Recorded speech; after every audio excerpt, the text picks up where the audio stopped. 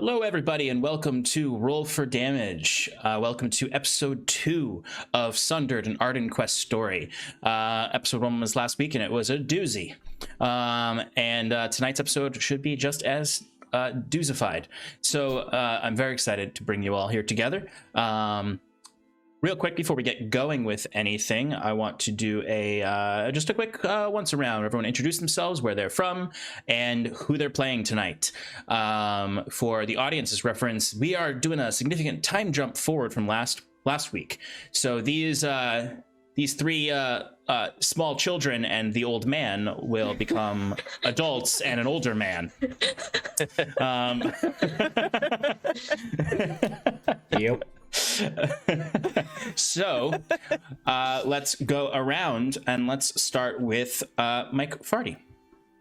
Hello, I'm Mike Farty. I am the DM over at Wonders and Blunders. We are a 5e kind of horror comedy, kind of family comedy podcast. And you can find us anywhere that you find your podcasts. And if you're still not finding podcasts, then good for you, honestly, because that's a feat. And I am playing Benny, formerly, what was I called? Benevolence, and currently Benediction. I'm playing the Invoker class in Quest. I am now a 6'5" solid daddy wall of blue skin and white hair. Daddy wall. With a bunch of cleverly crafted, too cleverly for Benny to have made, gadgets. Excellent. Yes.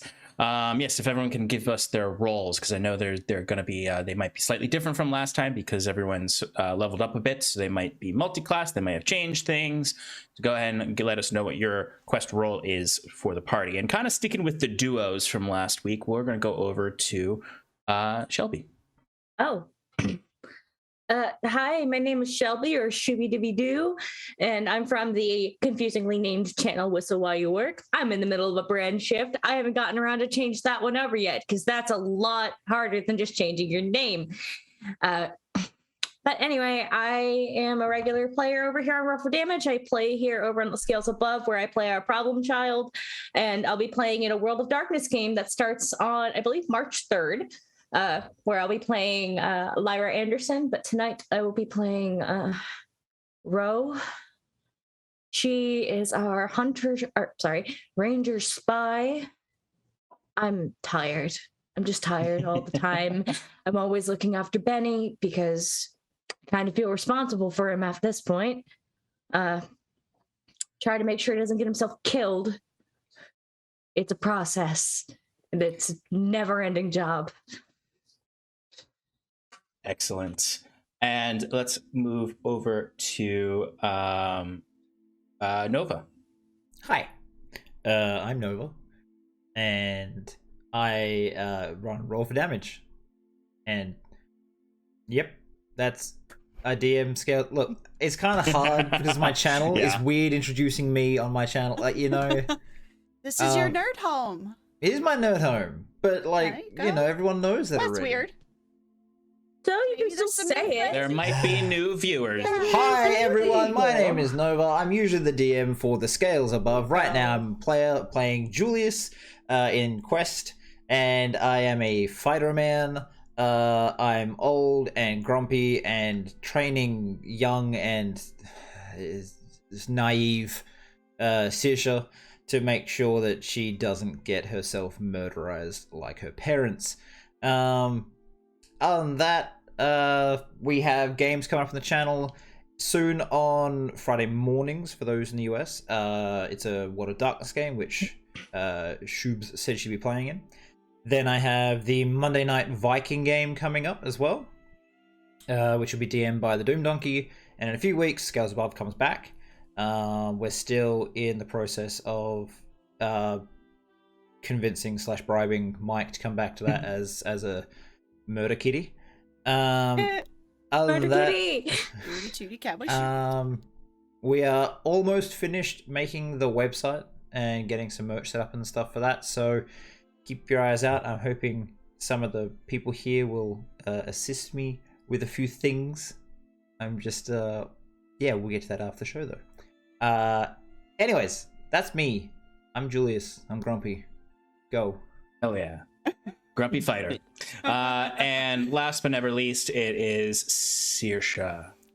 That's me. Hi, everybody. I'm Shannon. This is my second nerd home. My first nerd home is Paradise Productions with this goober. We play D&D 5e on Monday nights. We have a chill stream on Thursdays, every other Thursday, where Sean will paint some minis, make some maps, talk some lore, play some games. It's real chill. Sundays, we have the Sean and Shannon Power Hour, where we discuss the previous episode of our show, Advantage in Paradise. We speculate on what's to come. Super fun. There's a lot of back and forth banter that happens, and I get graded on my recaps, and I've yet to get a 100, but I am still determined. I didn't grade you last week, I think. I know you didn't. I was waiting for you to notice. And it only took a fucking week. Less than a week. Tonight I will be playing Saoirse, our party ranger. And last episode she was 15 years old. She was the daughter of the Ark of Tosca. And I mean, technically, I guess they never die in our hearts, so she's still the daughter of the Ark of Tosca, but they're no longer on this plane of existence. So she's a little pissed at her uncle, who is the one that was the cause for all of that, and she's spent the last 10 years just plotting revenge and training under Julius's I don't know, what word should I use to describe this? His intense training. Expertise. Expertise. There we go. Yes, you're the niece of the Ark now. It's just a side shift. Exactly. You just moved horizontally. I am Sean of Paradise. I'm your guide for this evening through this game of Quest. You can find me at Odo_Sean on all social medias and over at Paradise Productions, where I am the creative director and DM for our flagship show, Advantage in Paradise. Just as Shannon said, we got a bunch of other programming there, so go and check it out with more programming to come later in the year. But let's jump into tonight's shit. So I'm going to give a brief recap because everyone kind of gave a little bit of a recap in their introduction about who their character is. But last week on Sundered, we were introduced to our lovely, brave heroes here as children and the old dog guard of the Ark's family. Thank you. We got to see sort of a day in their life.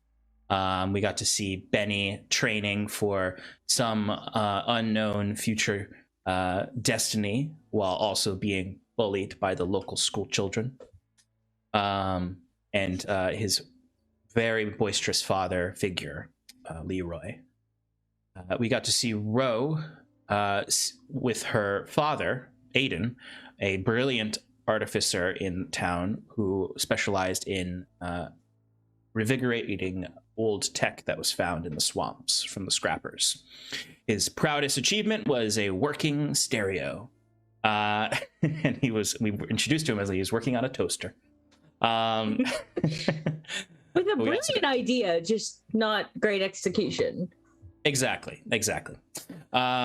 We got to see a mysterious figure try to get him to repair a gun from the before time. But Aiden has a distaste for these firearms, having remembered the horrible things done with them in the immediate aftermath of the end of the world. This man would return later. To cheer up Ro after this man had destroyed her mechanical pet, he brought her to see the shores of the floating island, to see the cloud oceans, and a little tiny glimpse at the sky, since it is always dark with the debris from the destructive apocalypse that they are all the first generation of new survivors in. We got to see Saoirse training under Jules, as she is the, for lack of a better way to put it, and how Jules would put it, the princess of this settlement known as Tosca. And we got to meet her father, Owen, and her mother, Ashling, who are the leaders of this town, stressed and under the heel of a capital sort of oppressor nation known as Numenosium. Jules learned from Owen that he has plans with Onus engineers to try to escape from the heels of Numenosium through airships that could take them completely off of the continental drift if possible. But as the days went on, as the year went on, we learned that he would never get to see the fruition of these plans because there was a return of the black sheep of the Ark family. Viren, Saoirse's uncle, returned, and with him came all manner of his minions, thugs, and 2 nanite beasts under his control, terrifying monsters made up of amalgams of nanobots with little desire outside of consuming organic and inorganic material to just make more of themselves and grow. Most dangerous thing in this world, somehow he has control too.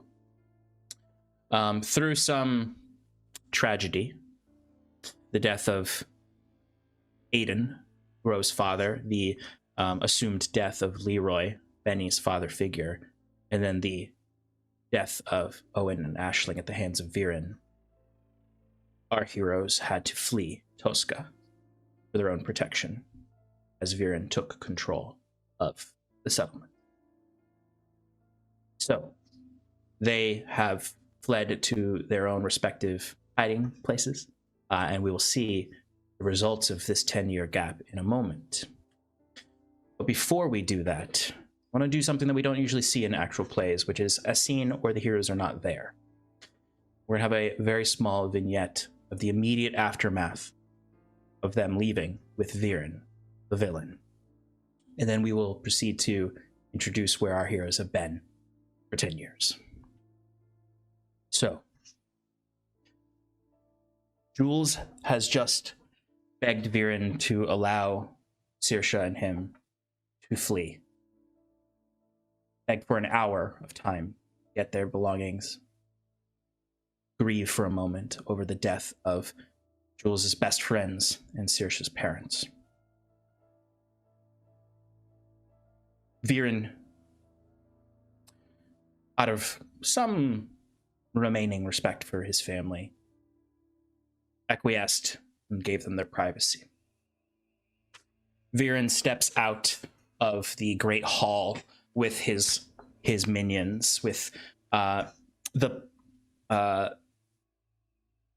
guard that let him and his people in. Helena, the bald-headed woman, who is his right-hand leader. And as soon as he steps out from the hall, we immediately see the audience. He gasps for breath. Helena. And you see the bald-headed woman takes out of a bag this sort of mask that has these different valves on it, then immediately goes over his face. And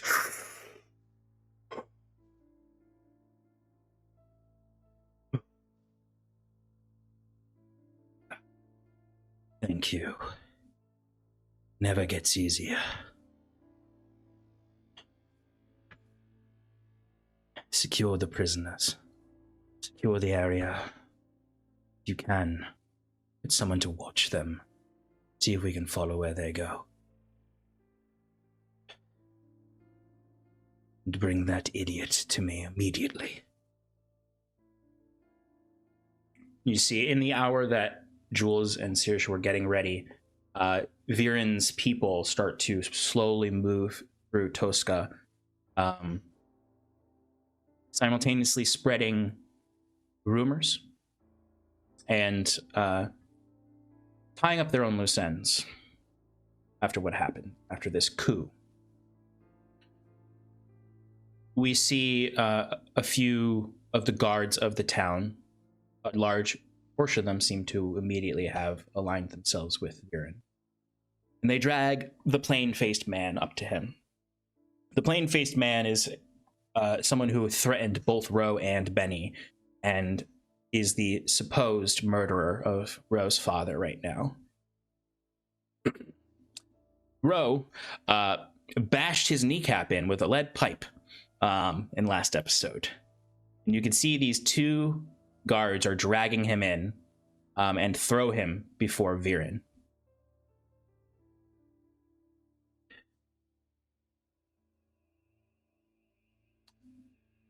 What did you do? You fool, you idiot, you absolute miscreant. And you see he goes up and kicks him in the stomach as hard as he can. And then kind of puts a hand on Helena's shoulder, his right-hand leader. Viren seems like a weakened person. He's not very strong. His years of exile in the wastes have made him weak and caused other illnesses. You hear the plain-faced man. I had no choice. He kept resisting. He kept saying he wouldn't show us where it was. We had to kill him. We had to kill him. You understand? You've killed plenty of people. You killed your... And then you see Viren just kind of turns and has this steely glare at him as he pulls the gun that he used to kill Owen and Aisling out. You see the plain-faced man kind of pushes himself to his feet. His leg is absolutely mangled. There's blood all over. It's basically his kneecap has been, the skin has been all split open, and there's blood all over the torn pants. And you see Viren kneels down on the balls of his feet and presses the gun into plain-faced man's wound on his knee, and he screams. You murdered the greatest asset this failed settlement had. The brightest artificer here. You've set our movement back years.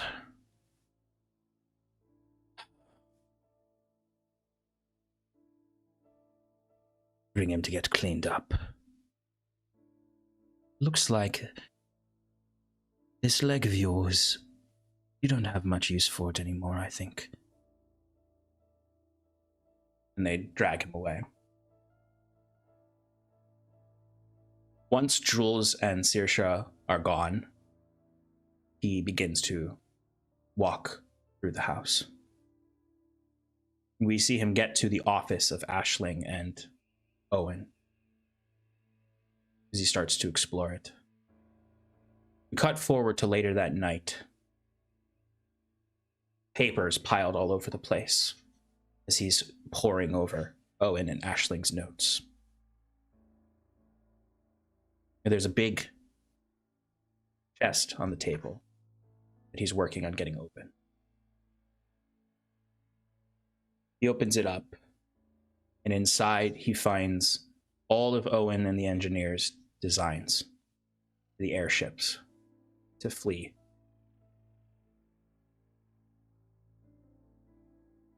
As he pores over them, he begins to grin.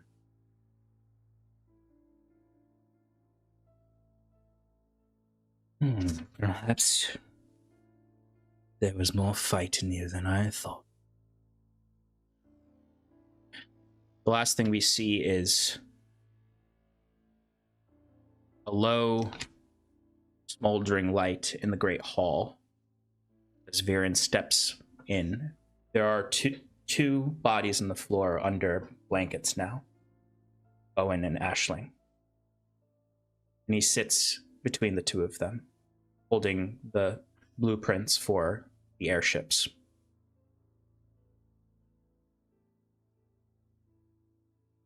You never made anything easy, Owen.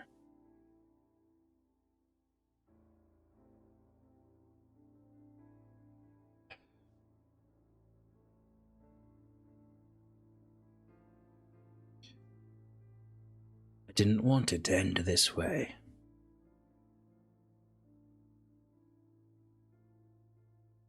Don't worry, I will protect Saoirse when I find her.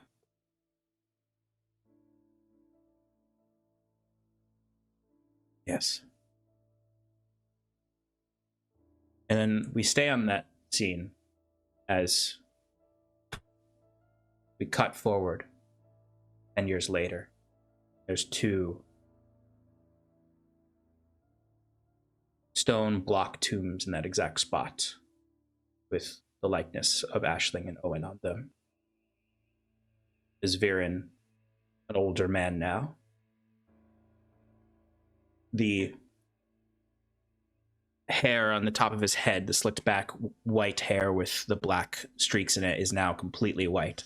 The black beard has been cleaned up a bit from when he returned from the wilds, but still visible with flecks of silver in it now from the dark black it was as he's sitting there holding that same ventilator as he takes in whatever drug or medicine is in there.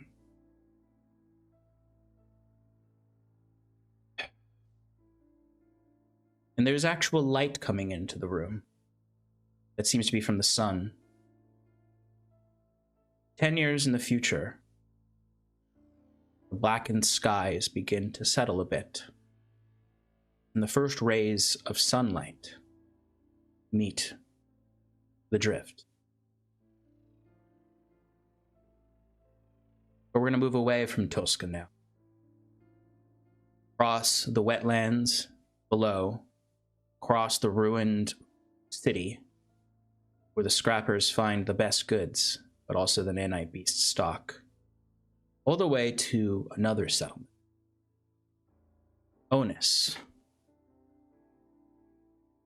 A much different place than Tosca. The fields around Onus are green, not black mud.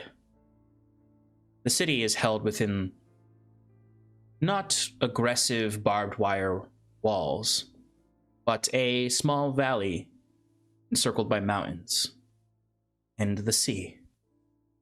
Across the glittering blue sea is a massive mist that conceals the silhouette of the foreboding continent of Numenosium.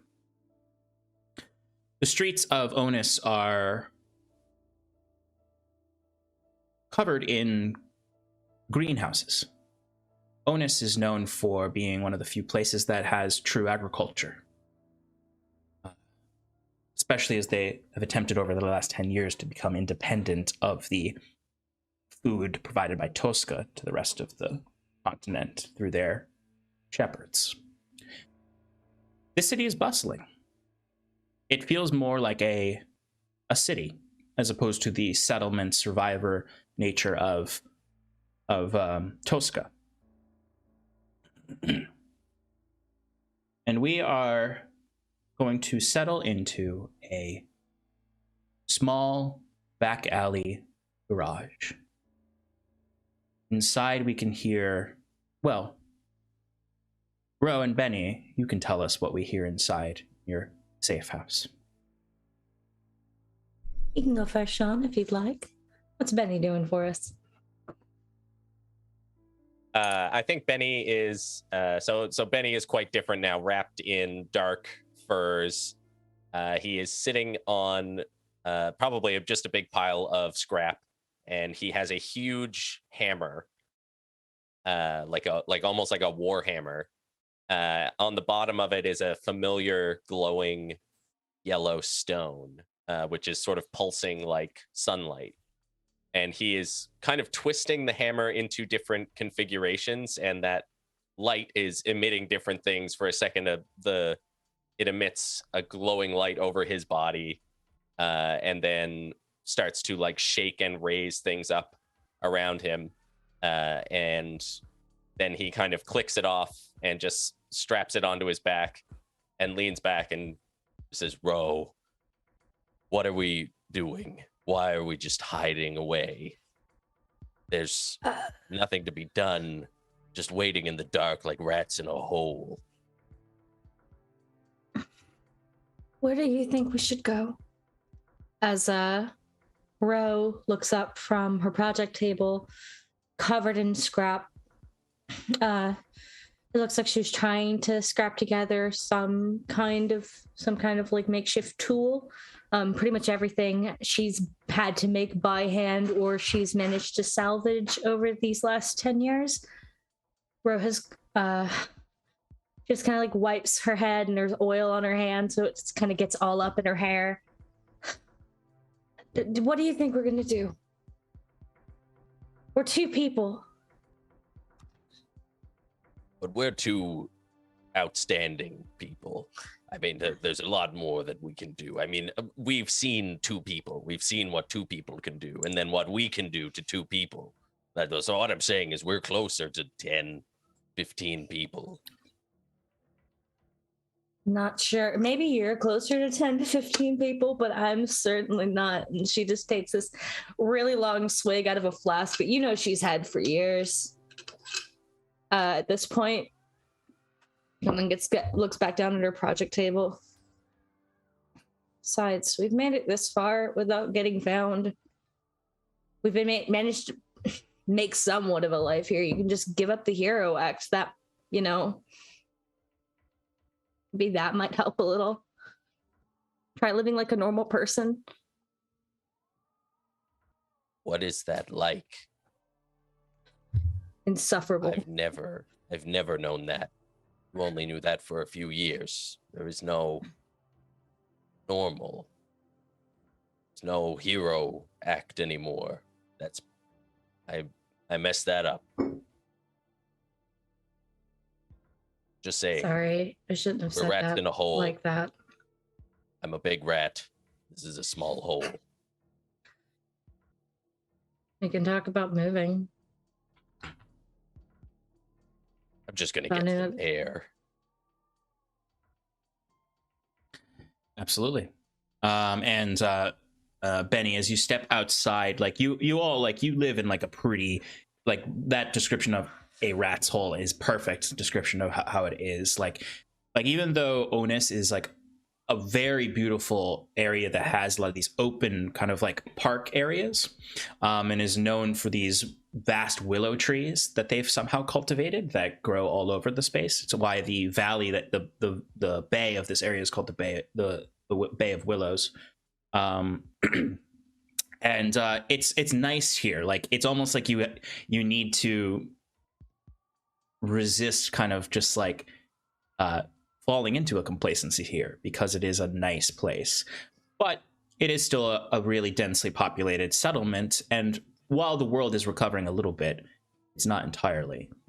It's late in the afternoon. You can look up and you can just barely see through the thin black clouds the purple rays of light that come from the sun above, in this back alley area.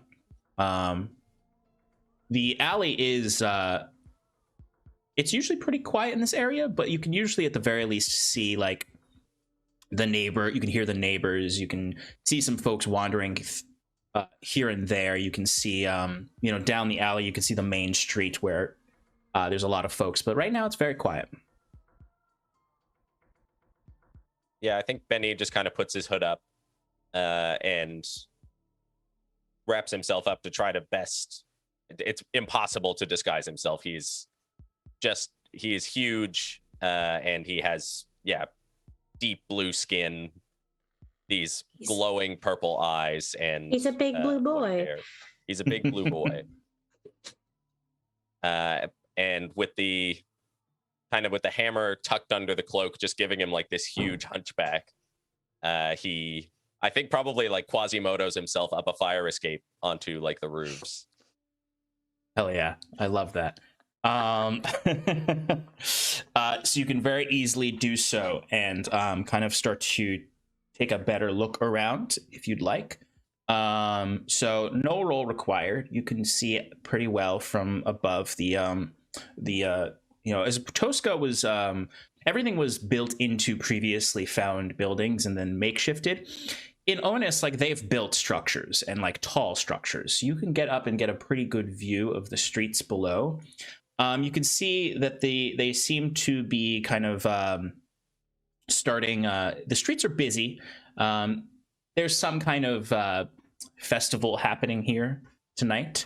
So that might be why it's so quiet on your neighborhood, because people are gathering elsewhere. You hear some thunder clap and start to feel the drops of black rain. The rain is still quite dirty even here, although it is some days there's clear rain, as the sky, if it's a particularly good day where the sky is not as aggressive. But you hear some music in the distance from where the festival is starting, and the happy murmuring of folks. But go ahead and roll me a d20 real quick. Sure. That's an 11. Okay. All right, this is getting intense. 11. You notice.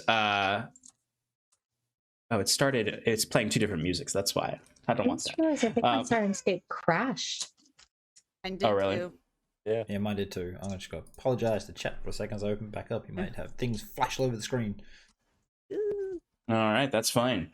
I was getting the sirens Did mine ready. just Anyway. crash again? I hate it when things flash on the screen. There we go. Hold up. I also got a. Quick, someone improvise. Just role play. Role play quickly. I'll continue to describe the scene as you're getting it all set up, because I'll have to restart the sound anyway once you're all back in.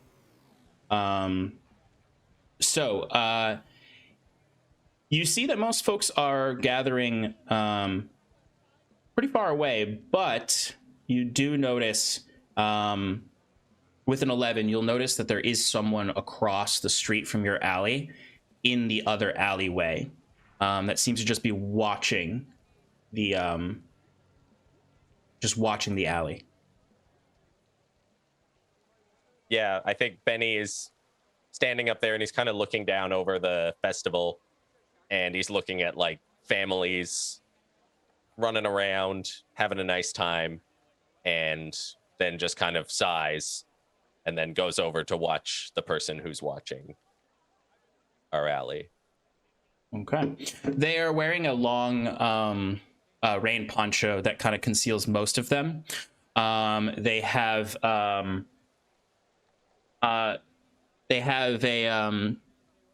mask over their face that looks like a scarf. The poncho kind of conceals everything, so you can't tell if they have, like, if they're, how big they are really, or if they have anything on them, like weapons. The one thing that stands out is that their left leg is a prosthetic.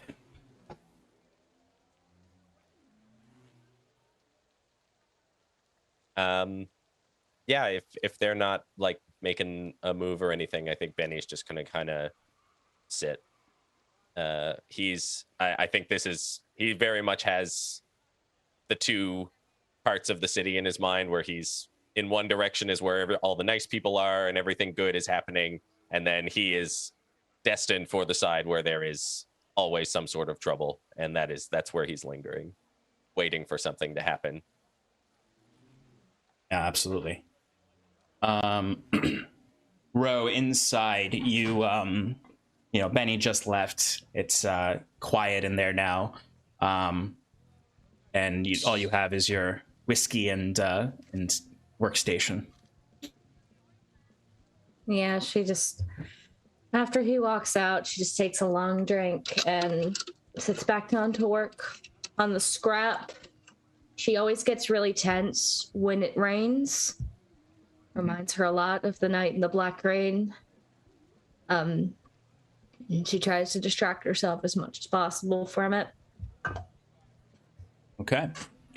So I'm hyper fixated on sounds. So creaks, bumps. I jump a lot. And there would be a lot of sounds going around, like especially like you can hear the rain pattering against the makeshift roofs. You live in an alleyway, so there's just a lot of strange sounds that happen every now and then. Like you hear some clamoring at one point that might trigger you a little bit as something is kind of messing around behind your your little garage, probably in the garbage back there. Something is moving back there. I would like to take my shank, my kitchen knife, my shank, and I just have that under, and I have, down in my boot. Yep. And do we have like a back door that I can open up? Yeah, you have a back door that leads out to like an even tighter alleyway than the one that is in front, which is mostly just like where people leave their trash. Mm-hmm. I'm a hyper paranoid person, so I'm absolutely like, crack open the door, take a look, and try to do it without like being seen by any potential person. Yes. Yeah, go ahead and roll me a d20. That's a 5. I'm drunk. It makes sense. Yeah. So another thing that you two have noticed since you've lived in Onus is that there's this new export that comes to the settlement that the Onesian governing council tries to limit. But there's this, like, the best way to put it is like bastardized versions of capital tech that are smuggled in all over other settlements. It's a huge way that Tosca makes its money these days is by exporting the tech that Viren has brought out to the people. And you know that it comes from Viren, while other people are like, isn't it great that Tosca has got such ingenuity that they've invented these things? I have a quick question, because I would have had to take jobs around here. Is there a chance I ever would have worked with some of this stuff to like repair it as like an amateur mechanic? Yeah, absolutely. Especially with some of the knowledge that you've gleaned from your other experiments. Like it's probably also how you guys have any money at all to feed yourselves. So absolutely. But as you're stepping outside, you 100% just absolutely face plant and trip off of the steps because of your drunkenness, and find yourself landing directly into a dumpster that is below the balcony and steps down of the back area. Luckily for you, you find the source of the sound as their head pops up from the same dumpster. Can you please describe how Arno has changed since 10 years ago? So Arno had to have a few replacements after douchebag Plainface broke him. And I spent a week thinking about them. So one of his entire legs has been reconstructed from a knife and a fork. To remake the hip socket that was broken. He still has half of a cat skull, but the jaw came up at some point. So he now has like part of a tin can there that have like little teeth cut into it. And I did the best I could for my boy with my resources. He's not much bigger, a little bit scrappier, just some loose wires hanging here and there, maybe kind of sparks a little bit, but he seems fine with it. Oh yeah. You find him in this dumpster, and he's just been playing in the garbage, basically rolling around in it, and gnawing on any kind of metal he finds in there, because you've noticed since his mouth has been replaced, he loves chewing on metal. So even though his bottom jaw is the bottom of a tin can, he's currently gnawing on an actual smaller tin can. Tin canception is happening. I don't know, why did you scare me like that as I'm scooping him and the tin can up, because I'm not going to take away his special find. I'm back inside. No, you shouldn't be out here when it's raining. And I just kind of like start stumbling in, still have my knife, but I have Arno like up on my shoulder. I'm still trying to be vigilant. I don't like being outside when it's raining. Yeah. Go ahead and give me another D20 roll real quick. Okay, that's not so bad. That's a 15. Okay. So as you kind of carefully get out of the dumpster you fell into with Arno, you do. The only thing you really see is someone runs by down the alley.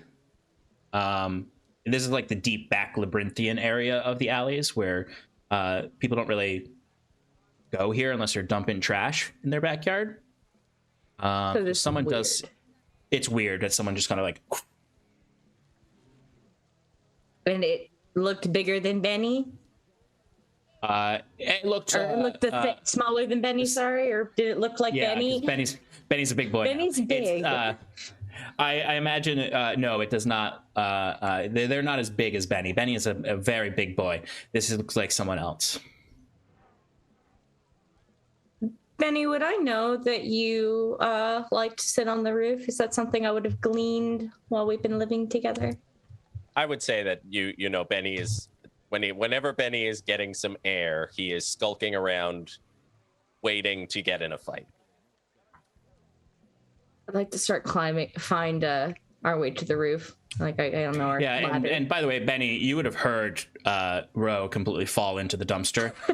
So if you wanted to look over the roof, down from the roof, just to her, you could.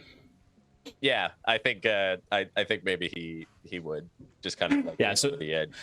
So as soon as you see the person in the alley, Ro, you think to go get Benny, and you look up, and you would see Benny. You look down, you can see Ro has a bunch of trash on her right now that she's brushing off. Find anything good? I think Arno found a snack. Come inside. Someone's not skulking around here. Let's go. Come on. We need to shut the shutters. Yeah, there's someone out front. Come inside. Anyone else back here? I just saw somebody run by the alley. Please come inside. We have a better vantage that way. Please. Okay. And you can see she's starting to get scared. Yeah, and kind of sensing that Benny will drop down, trying to time his landing with thunder, which he can't possibly do. So it's just a different thunder of Benny hitting the ground. Yeah, absolutely. The big lump. Yeah. Okay. So the two of you go inside. All right. While you're kind of going inside, and you said, are you gonna shut all the shutters and everything of the garage? She starts frantically drawing all the curtains, shutting the shutters, locking the doors, and she gets the long piece of shrapnel that's technically a sword, but really it's just really a machete that I made. Yeah. And I have that. I have my knife, and I'm pacing. This is what she does when she gets really paranoid. You've seen her do this when it rains before, Benny. When she hears shit outside, and she's just periodically taking swigs from the flask that never seems to empty. Do you turn the lights out or anything, or are you just keeping everything closed down? I will probably turn most of the lights off, but I won't turn them all off. I want us to still be able to see. Yeah, interestingly, for everyone's reference, Onus has really good electrical grids, but they don't work very long. Because Onus is the only place that has when they were scrapping in their scrapping stage of development, they prioritized finding whatever tech they could for energy harvesting, and they are one of the only places that have an actual solar array. And now that the sky is starting to come out a little bit, they have a small reserve every day of energy, so they can provide certain neighborhoods with electricity for certain times, and it's your neighborhood's month basically for electricity. Mm-hmm. Yeah, then I just make sure that it's dim. Yeah, but I know where the entrance points in my house are. Absolutely. So I'd make sure that it's dark around those entrance points and around where the windows are. But I'd like to have at least one light on for me and Benny so we can see. Absolutely. So while you're kind of pacing and hiding, we're going to jump across town. So in probably an even more off the beaten path hideout, I imagine we have Jules and Saoirse, who have also found some refuge in Onus after some time in the wilds. So you can similarly hear across town, there is the sounds of this festival starting, and sort of this block party, for lack of a better way to put it. You live in a neighborhood that does not have electricity this month. And you've both or maybe just Jules, have heard of a person in town who was in association with Viren on that night. A guard who is in under Jules's command, who from what you've heard, is the one who unlocked all the doors to let Viren and his henchmen into the manor. So what would you be doing in this moment? Only I know that? Is that what you're saying? I would say yes. At this point, you've learned that from some contacts in town that you use for security that give you warnings about movements from Tosca. Some, just some folks that you've met in the 10 years since then. But yes, you've heard that there is someone from Tosca here tonight, and they were a guard that night that sided with Viren. So I would have met someone to get this information. I come back, soaking wet, open the door, and just sit opposite Saoirse with a fairly serious look on my face. And just, Princess, I think we need to have a chat. Have a chat with Saoirse. Can you two describe what your characters look like after the 10-year gap? The same, but bald with a few more wrinkles. Excellent. Saoirse's a bit taller. She still has bright purple eyes and jet black hair that she likes to braid. But now she has a scar on her eye. That is a result of a past scrap that her and Jules have gotten in. And she's, she's wearing whatever she could find once she outgrew all her other clothes. So it doesn't really match, but she still has her father's red scarf and she never goes anywhere without it. And so I imagine I'm just like, is it cold outside? Is it? It's always kind of, right now it's early spring, so it's the really rainy season, so it's still, I'd say Chilly? it's a little chilly, yeah. Like, you still don't get that much sun, so and it is a cold rain outside, but it's not like freezing temperatures. All right. So Jules, you'd walk in and you'd see Saoirse just kind of sitting on a crate. Like I imagine that we have like two crates and like a door propped up for like a makeshift table. And I'm sitting on one of them, kind of just like flipping a knife just because I'm bored. You left without really explanation. So what the fuck am I supposed to do now? And I have like a really threadbare blanket. Just I'm sitting crisscross, and I have the blanket on my lap. Okay. Are you still sure that you want to kill everyone involved with your parents? Yes.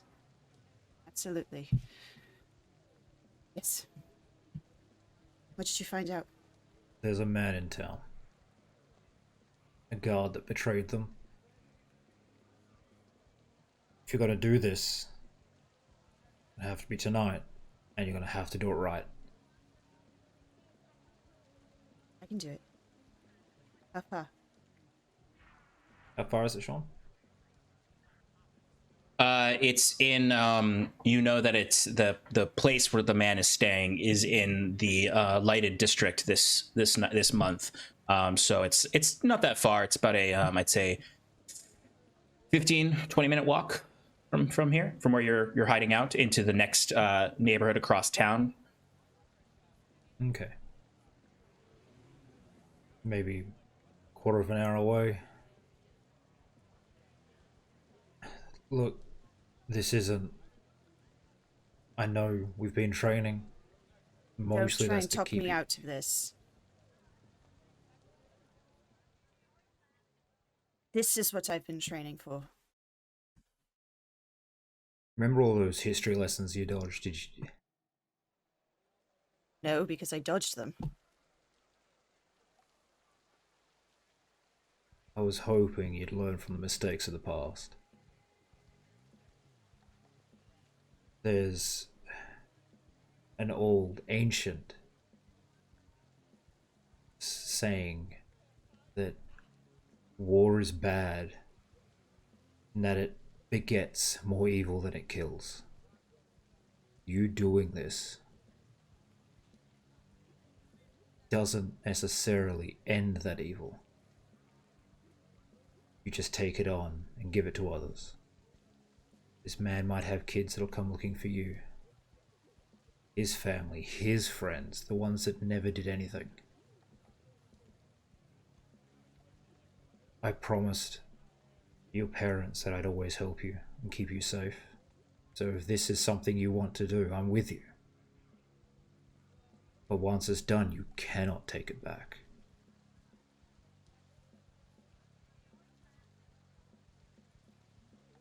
I want to take it back. This person was involved, and they are the reason that my parents are dead and that we've been exiled. We haven't been able to go home. I want it to end.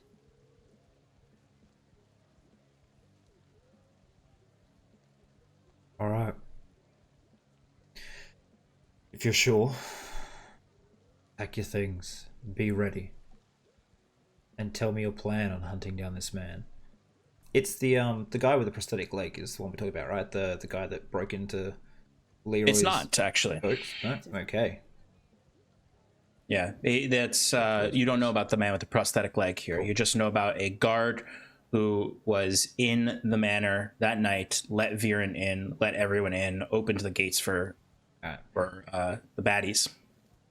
As the ex-head of the guard and bodyguards, I will now give you the description.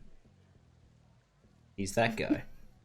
Yep. He actually, I did describe him last session. He's the guy who let Viren in when Benny and Ro were when he was supposed to be watching them. Description though. He was a ginger. That's pretty much his description. He had a ginger beard and a ginger hair. Ginger in town. No, He had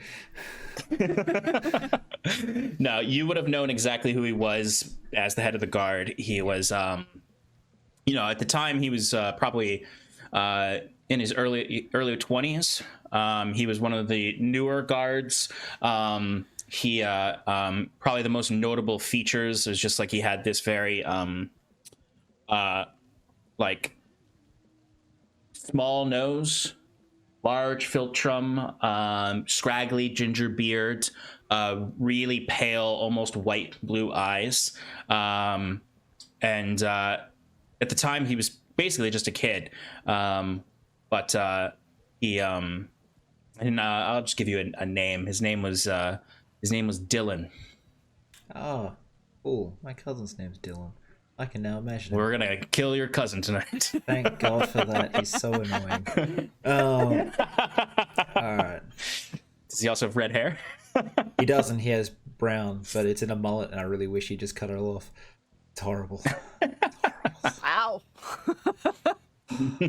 He works at my work. I have to look at him every day. Just like cut it off, cut it off, cut it off. Anyways, back to the plot. There's a man named Dylan, a guard. He's the one that unlocked all the doors, let Viren in. Do you remember him? Ginger hair. He was probably about 30 to 35 now. He had a scraggly sort of bit of facial hair, but he might have cleaned it up, might have grown it out. He's older now. So are we. Yes, I remember him. Alright. I'll get you in the area. But you want to become this vigilante killer. You're gonna do it. I'll watch. And if you get in trouble, I'll help. But this is on you. I know. You've been saying that every single day since I decided this is what I wanted to do. Yeah, I know well, it's on me. this is not gonna be like every other day. I need you to understand that. I do understand that. this man is responsible, maybe not sole-handedly, but he's responsible for the reason I do not have a family anymore. Why we can't go home. I understand. I do. Do you? Do you? Because you've been trying to talk me out of this for days. So I don't know that you do. I have to do this. My parents.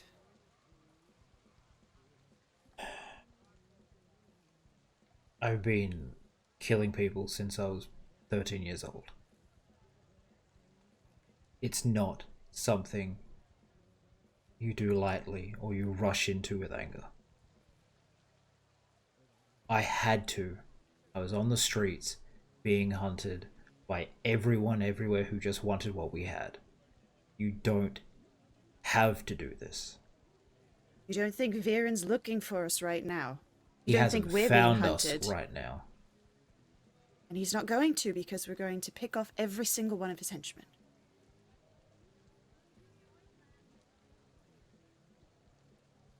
Just don't go in this without a clear head. You need It's to. never been clearer. The And then I'll just petulance get and up and anger start- aren't gonna. Fine, let's I pack your bag. get up and Let's go. I start packing, and as I'm packing, I'm telling you how I'm gonna do this. I know you always say I need to stay out of sight, and I've got a good shot, so I'm going to find a place where I can get to clear shots, but I'm going to stay away. I won't miss. And how are we gonna guarantee the kill? It's easy to shoot someone from far away and hope you've done the job. I have a fast shot. I can make it happen. You're going to have to be able to guarantee he's dead. No. I will. I won't miss. Not talking about missing, Princess.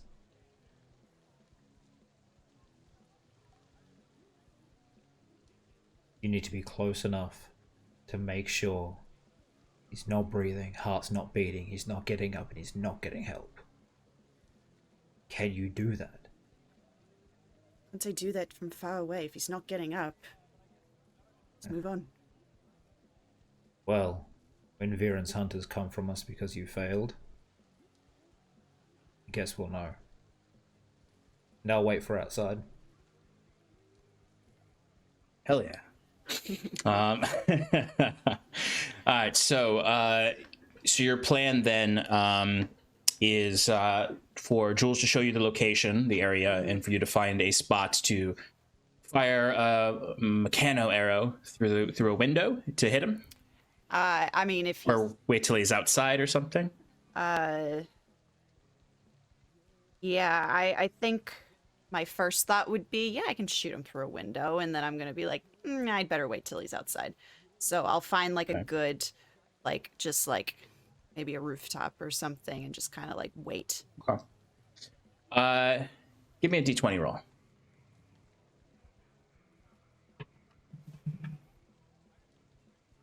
It's a 6. 6. Okay, difficult choice. Tough decision. So you all you start to walk through to where the location is. You walk out onto the streets and you can hear the music from the festival down in the center of this general area. You blow out any candles or turn off any oil lanterns you have in there, since your neighborhood doesn't have electricity this month, and start to move through the streets. I imagine you two are moving quietly and stealthily through the streets, trying to stay inconspicuous. Yeah. Absolutely. So someone can roll with advantage, or both of you can roll individually for staying unseen. I'll get to your tough choice in a moment. I feel like If I'm leading Go you ahead. there, would you be okay with me rolling with advantage, being like, you look out, but I'm leading? That's a 10 and a 17. Okay. Yeah. Describe for me just generally what it looks like as you're moving. Like, I imagine you're ducking, you're moving casually and then ducking through alleys, trying to make sure that you're Pink no Panther one down the center keep- of the street.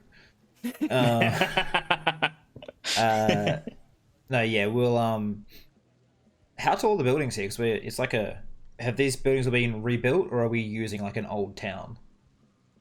No, these buildings have been rebuilt. So like they're not like by no means are there skyscrapers here.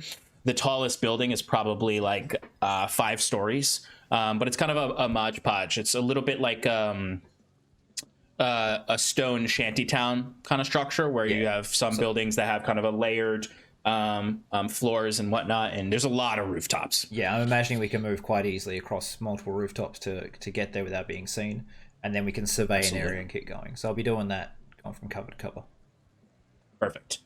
So Saoirse, even though despite your rambunctious independence, you still have to follow Jules through the city because he's the expert. I'll just like whisper at one point, I thought you wanted me to do this on my own. Why are you leading? The kill is yours, but so you don't get killed before we get there, just follow my lead. So I imagine there's a point when Jules and Saoirse, you're in a general area. Jules points out the place, the hideout, or not even necessarily hideout, just where he knows this guy is. And this is when Saoirse, I imagine you would take over on the job, and this is where your tough choice comes into play. You're crawling across the roof. You've got your mechano bow on your back. There's 2 kind of choices of where you can try to get a shot opportunity, and you'll have to choose one. There's a very clear window where you can see inside. You can see him pacing around in there. But the problem there is you can kind of only see unless he comes right up to the window. Your shot is going to be like belly down. Like you can't get a good shot of look at his head or his upper body. So essentially he sort of has like a half cover kind of situation unless he comes right to the window. Mm-hmm. Your other choice is there is a kind of balcony fire escape on one side that has a door that leads out there. Mm-hmm. The problem there is though, he'd have to come outside for you to get a good shot. There is a small window on that door that you could fire through, but it'd be a lot harder. So the idea here is you've got a window that will get you a direct shot. It will get you a shot. Mm-hmm. It might not be unless he comes to the window and you have a way to get him to the window. Right. You'll have to time it right. The other option is if he comes outside, you're going to get a very clear shot. But if he doesn't come outside, you have a very, very difficult shot.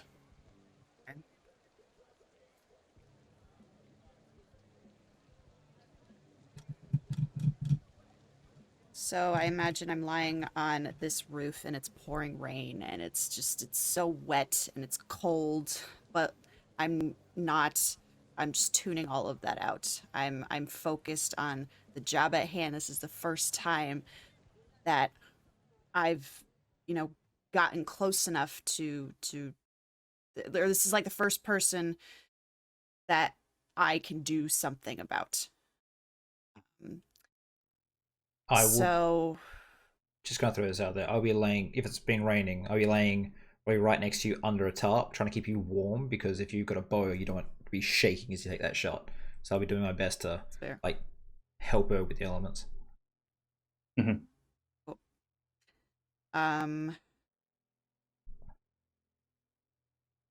I'm going to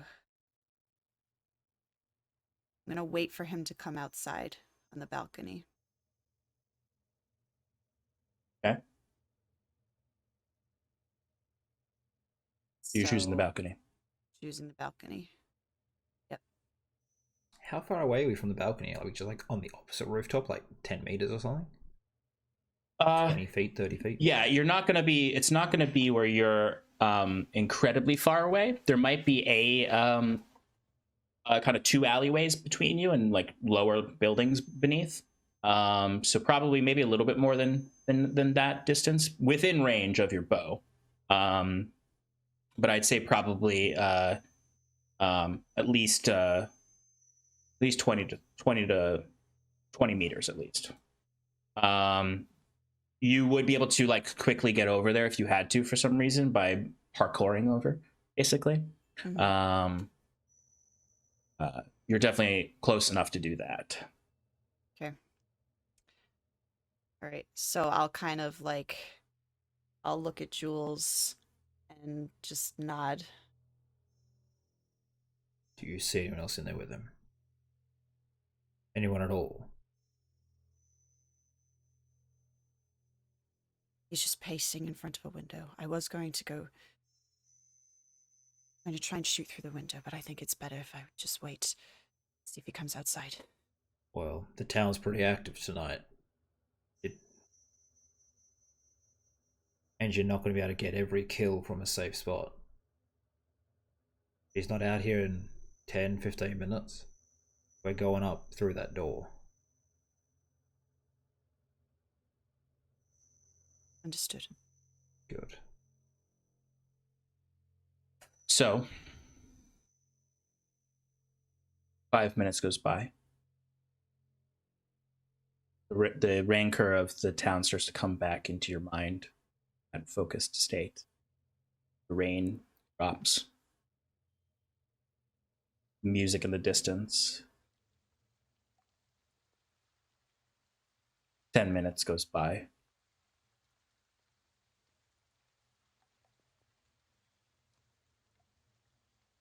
"15 minutes goes by. All right. No, just 5 more minutes. I pull the tarp aside and then just like stand up and lift you.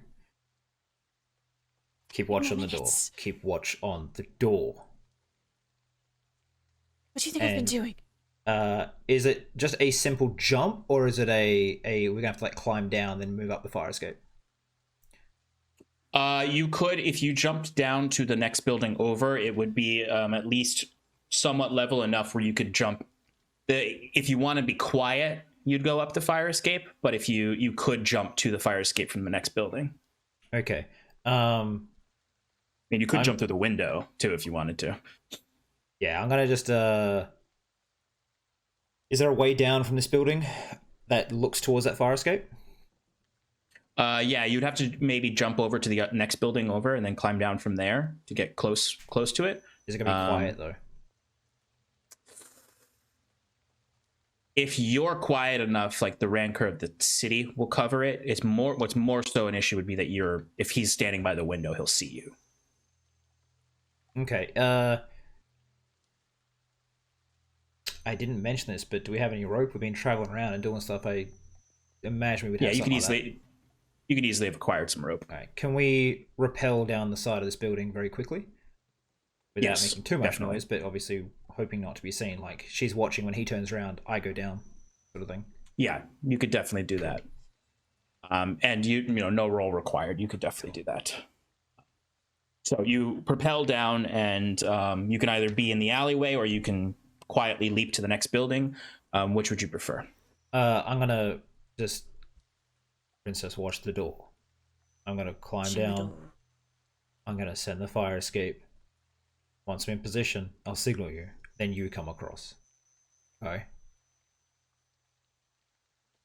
I should do this. I should go and make the calls. I should be the one. Okay, How's fine. this? You go down first. Now. Get up the fire escape, Okay. signal me. Okay. I'm gonna do that. And I'll have Okay, my so gun you're out, gonna aimed across the door, aimed across the thing. All right, so you're aiming at the door, and Saoirse's climbing up the fire escape to sneak Yeah, up on she's the gonna door. rappel down, then up the fire escape in that building to be kind of like at the door ready. In case he pops his head out. You get an Okay. arrow to the side of the head. I will ask for a d20 roll on this one, Saoirse.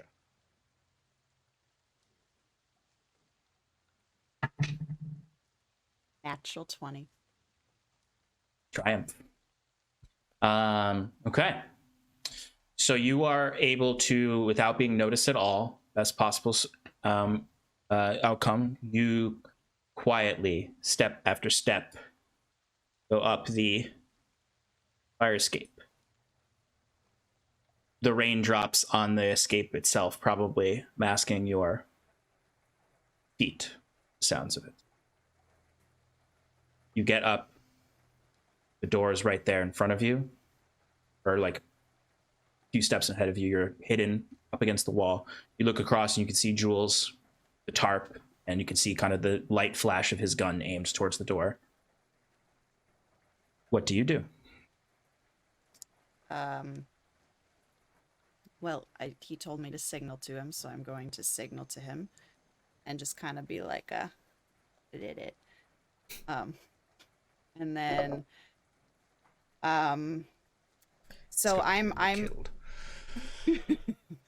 I'm right next to the door, so like.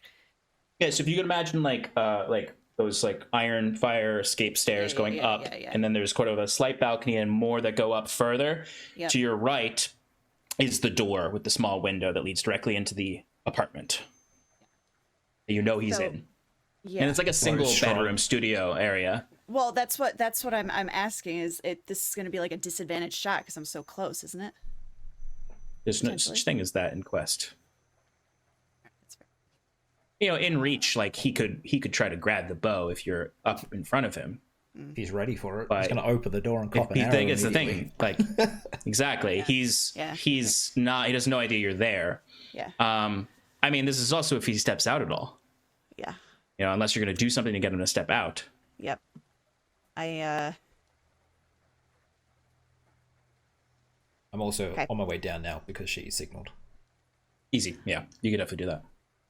So I'm gonna take my bow out, and is it like recurve or do I hold it straight? You hold It's up to you. It's up to you, I guess. I mean, it's a mechano bow, so it's got a few things. Generally speaking, this is not a good way to fire. From someone who's done archery before, it's you don't fire like this in real life unless you're on the back of a horse, and you're like super specialized to fire that way. You are not. You would fire it like this. You'd fire it Legolas style. Okay. All right. So I'm going. I mean, close up, you could fire it that way. It's just not going to be as strong as. Yeah. No. Me getting into the physics of archery. I'll do that. Do whatever you want. If it's cool, it's cool. Form is on point. This is a game. You could shoot it like this if you think that's cooler. I hold my gun sideways, Chief. Anything you want. Take it away. Hold it upside down, put your pinkies through it.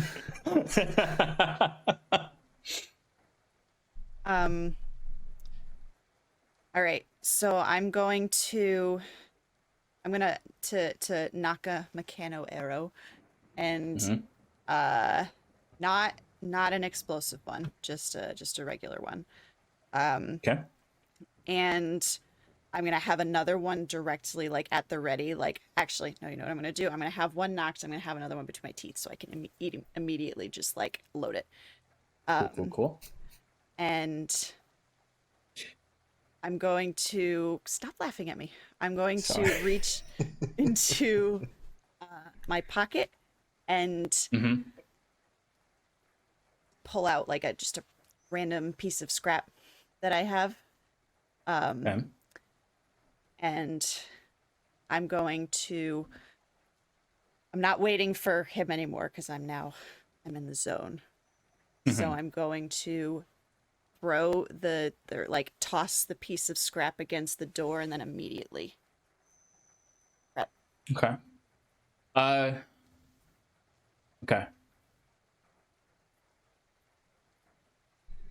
Give me a d20 roll. I'm about to roll for the guy, but it's better if you roll it.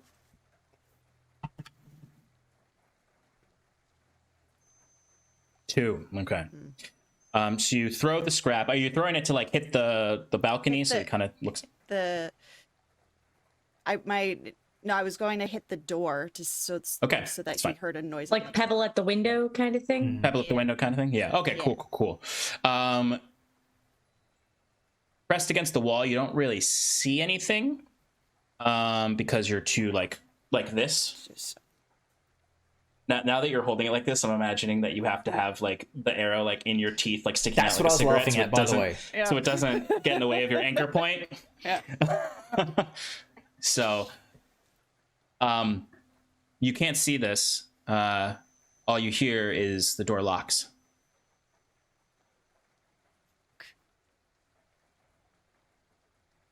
Jules, as you're kind of, would you be coming up behind her at this? Like, Yeah, would you want and- to come up, or you want to be below? I'd be coming up and I whisper, "What the fuck was that?"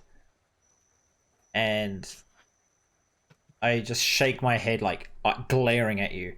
And I take something out of my bag you've never really seen before. It is a thick, solid, like metal, round length of, well, yeah, metal with two handles on it.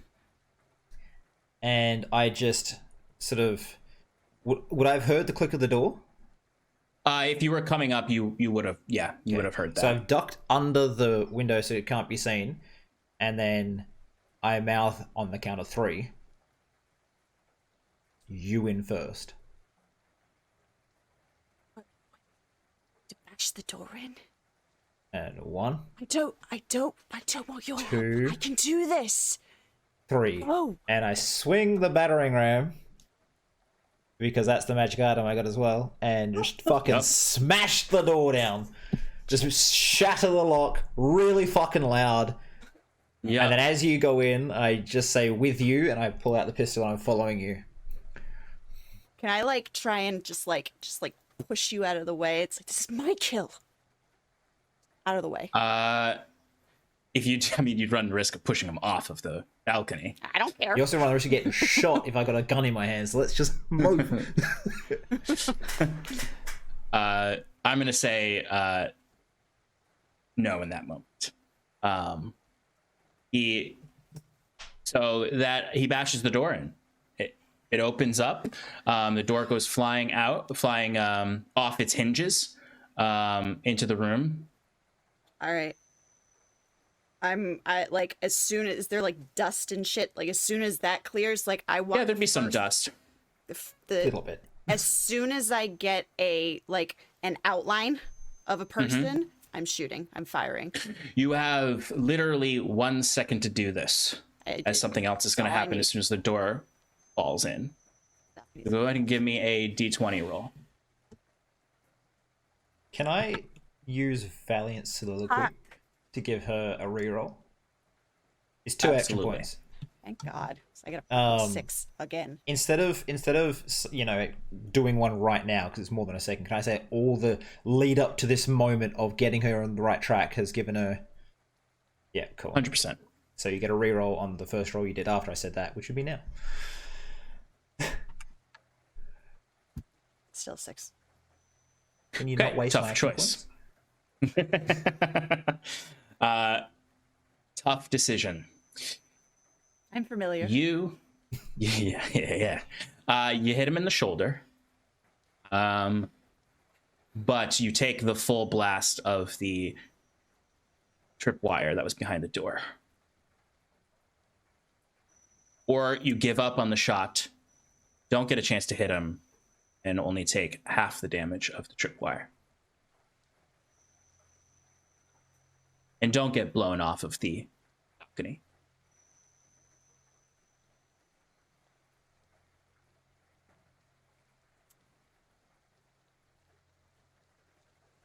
I think she'd go for it. So you're His gonna shoulder. shoot. You're gonna hit a shoulder. Okay. All right. And then so my bow shoots twice, but do I have to reload in between, or does it just automatically go? It automatically goes because it's. What I would say is it's like essentially like the way the bow works is it like the arrows you load into it are kind of doubled up. Yeah. So you do get a second shot here. Right. So that first one, you're taking that you're going to take full damage and get blown off of the balcony, but you're going to hit him for in the shoulder. So that's going to be As I'm falling, can I 3 shoot the damage to second him, one? right? Yes. Your bow deals 3 damage, right? Okay. Yes, it does.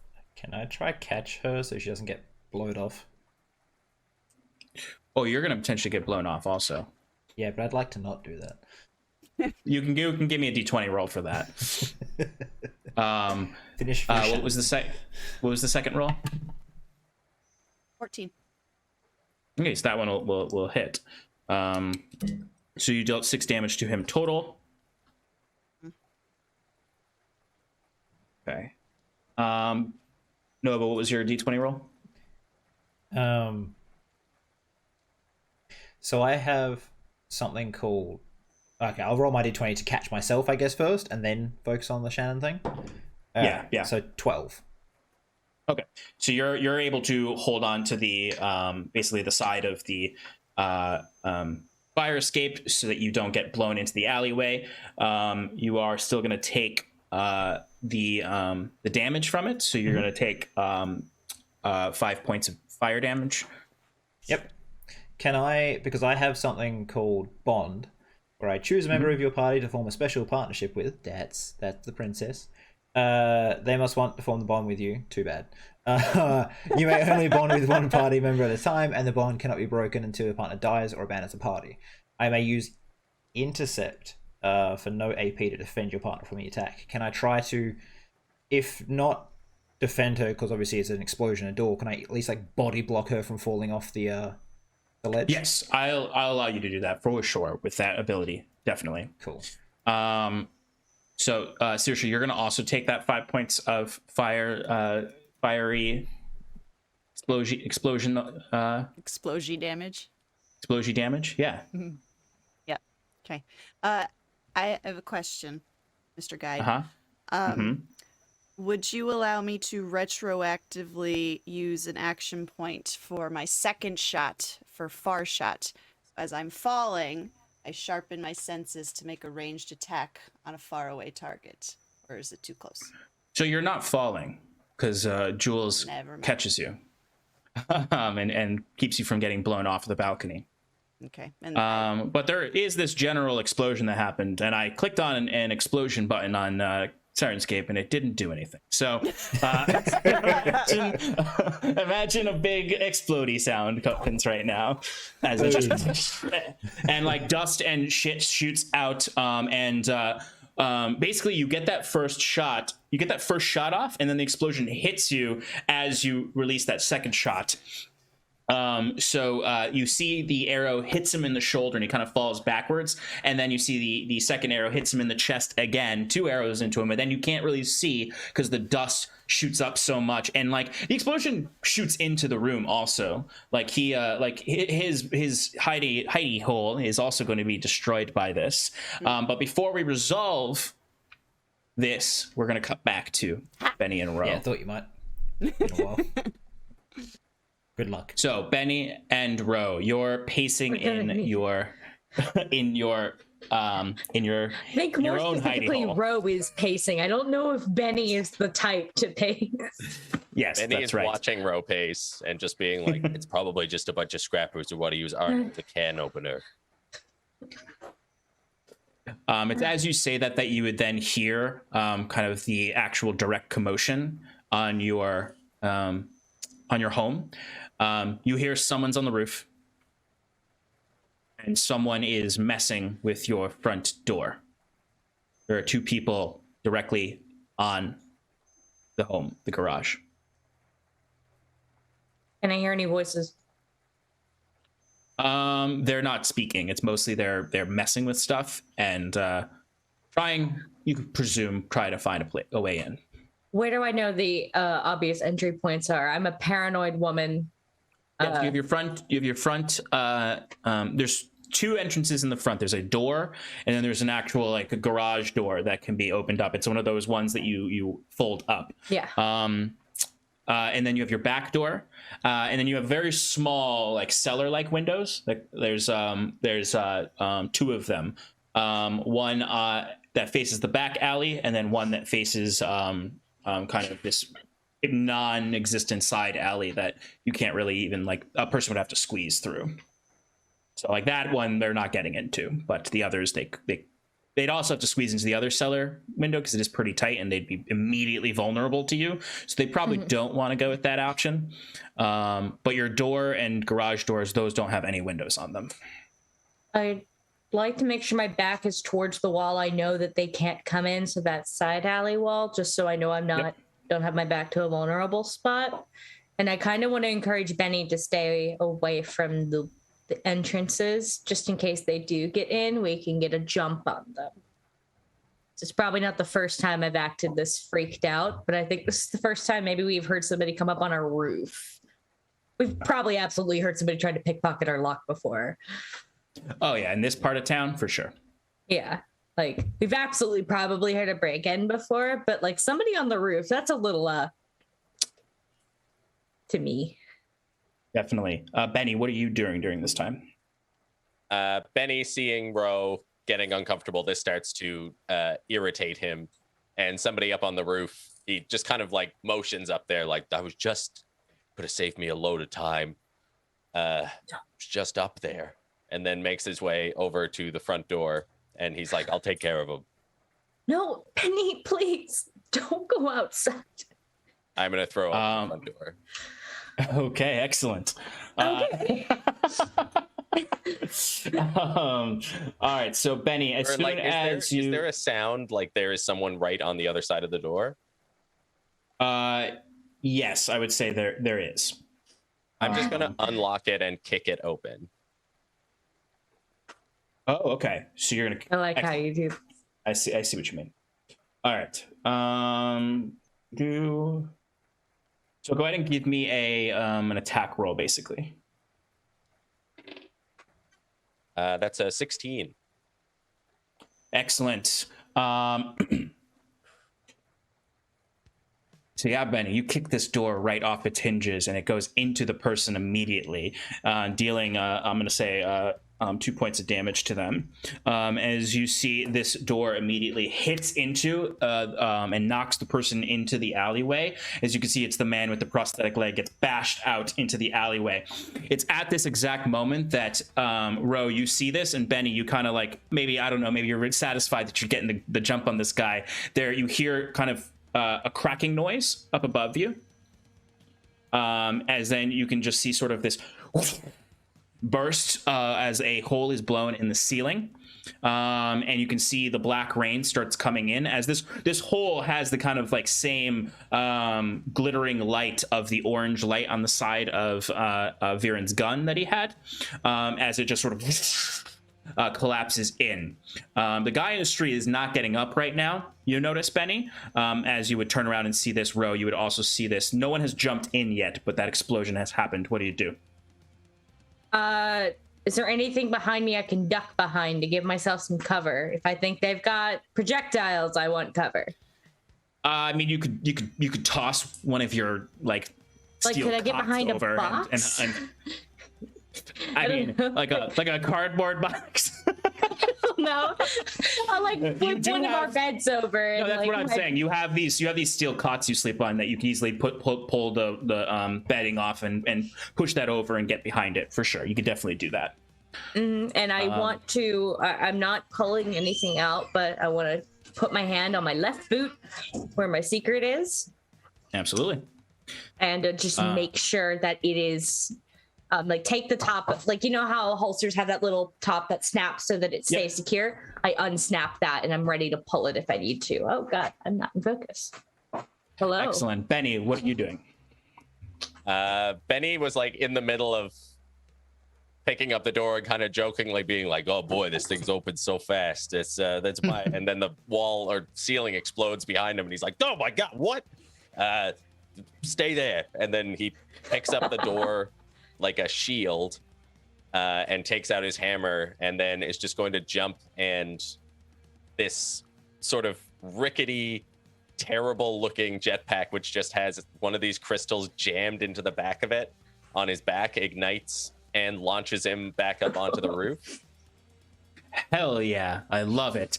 As you kind of almost Mandalorian yourself up there, you look and you see there is a person who hasn't jumped down in yet to accost Ro. You see they are in similar rags to the man, or similar poncho to the man out there, except you see they have a long rifle in their hands that it looks similar to Viren's that is steaming right now with from the rain hitting it. And they look up to you immediately. They've got this scarf similar to that guy over their face, and they look up shocked that you flew up here. And I'm going to say you get if you want to attack them, you can immediately attack them with as you jump up there. Hell yeah, Betty! Yeah, Please prove my drunk ass wrong, please. Yeah, so he lands there. When the guy sort of spins around, he just says, "It's not really the kind of city for a skylight. Thank you anyway, though." And then he's gonna click the hammer, and I'll use an action point to use Fiery Avenger. Hell yeah! The hammer starts to the crystal in the bottom, because of Rose engineering, it clicks and the crystal's energy just moves over the entire hammer, and it just starts to like shimmer and glow with light. So it increases the damage by 1 until I roll a failure. Oh, hell yeah. But I think that's an action, so I don't think I get to attack with that. So he'll just style on him. Hell yeah. All right, so At me, bro. Benny edition. Yeah, the person is gonna see you, and kind of immediately they are going to, they look at you, and then they look down in the hole. They look at you, they look down in the hole, and then they jump into the hole. Oh shit! No, get out of here! Get the fuck out of my house! Now, are you trying to be hidden in there, or are you just getting cover? I want cover. There's no chance I'm gonna hide in here. It's a tin box we live in. Yeah. Our advantage was that it was That's a good point. All right, our advantage was that it was in like a little hole in the wall. It was hard to find. True. All right, so she's going to, and you can, she's going to fire at you. She's gonna have disadvantage because of your cover, which is good for you. As she gets a 4 instead of the 11 that would have hit you, and you watch as she's kind of like immediately looks around, spots you kind of like the top of your head, and holds up the gun and fires off this beam, and you see like it immediately like backfires on her. The beam does shoot across, and you kind of like get down, and you can see it kind of rips through a hole through the steel cot, and hits the wall, and you can kind of see that orange energy sitting there. But it flashes back at her, and she because she failed, she is blinded until the next the top of her next turn. Can I tell she's disoriented? You could definitely tell she's disoriented. And Ro, you are up. I'm coming at her with my fucking machete. I'm trying to make her drop that gun. Fuck that. Hell yeah. So it's just a normal attack roll. D20. Yep. D20. Okay. That's a 3. Oh, I'm scared. Oh no. I'm scared. Okay, so as you are, so that's a failure. So I decide what happens. You come rushing up to stab her, and she seems to. You can see like right before you get up, like she immediately like in this disoriented view. She's got the gun in one hand. She's trying to orient her eyes again, but then she hears you and her head immediately goes up and she stares at you, and you can see the bloodshot eyes, and she holds up and does like a quick draw fire, and it hits you. Or actually, I'm gonna roll to see if it hits you. Thankfully it does not hit you. But you don't get your attack off on her, and you kind of like she kind of moves out of the way, and you kind of tumble forward into one of your workbenches. As we are gonna cut to Benny upstairs. Benny, you can see the guy on the street. He's starting to slowly pick himself up from the mud down there, and you hear the commotion inside. You hear the shot being fired down below. Rose screaming. And Rose screaming. Yeah. Let me know. Not being quiet about this. Let me know if this is too much, but I think Benny would kind of like look down at the person who's getting back up, and then look at the door in his hand and just be like, "Oh, you're probably looking for this," and then toss it back down on top of them. Yeah, and then I love jump that. down the hole to land on the person with the gun. Okay. I'm gonna ask for a d20 roll just to see if you deal damage to the guy when you throw the door on him. Mm-hmm. Oh, that's a 5. Okay, so the door does like hit him, but it just kind of knocks him off his feet for a moment. He's probably going to be able to get back up pretty easily when it comes around to him again. But you can easily jump down and land on or relatively close to the person. So go ahead and give me a D. Are you trying to land on them and like grapple them down, or attack them? How do you want to like land down on them? I think it's an attack. I think he kind of looks at the hammer for a second, and seeing that this person has almost like killed themselves with their own gun, kind of goes like, I don't know, and then just goes to fall, and maybe like with the hilts just knock her out. Yeah, go ahead and give me an attack roll. That's a 13. All right. What's the damage on your hammer right now?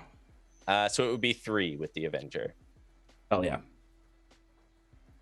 Okay. So what does it look like when you jump down and kind of butt this person with the end of your hammer? I think that's kind of it. Like just as their vision comes back, just the rain stops. I think is what they notice. The rain from above stops hitting them for a second, and then they just look up and see the bottom of my boots coming down, and to the hammer. I love that. Absolutely. We've got this lovely medium shot on them as they're going like this as Ro is collecting herself behind, and then suddenly the rain stops. The sound of the rain stops for a moment. They can see finally. They look up and then just absolutely smash into the ground for that 3 points of damage. Okay, so Benny, you've knocked the person down to the ground. They still have their gun in their hands. Ro, what do you want to do?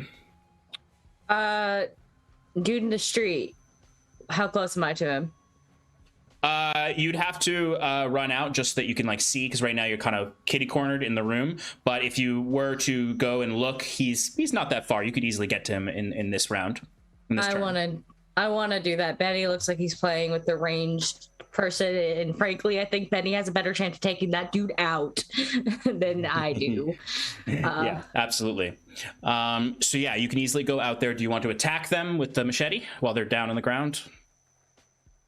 Yeah, I want to ask a question as I run out. Sure. Absolutely. Can I see their face? No, there's a door in the way right now as they're slowly pushing the door off. And when they do push the door off, you would notice they do have a similar face covering as the person inside. Okay, can I just stand on the door and keep them down? Yeah, I'd allow that. Absolutely. You wouldn't be able to do anything else this turn, but I definitely would allow you to. That's fine. I'm not a fighter. I'm not Betty. I just don't want this person getting up before Betty can beat their ass. Okay, absolutely. All right, so it's like I can throw myself on the door to keep him down. You can decide how much like a 5'2" woman can do that, but yeah, I'm gonna give the guy a chance to push you off with a roll because it's his turn next. He is successful. So you kind of push him down, but it eats up his turn. And you kind of see he just shoves the door to the side, and kind of you go take a few steps back as he pushes himself to his feet immediately.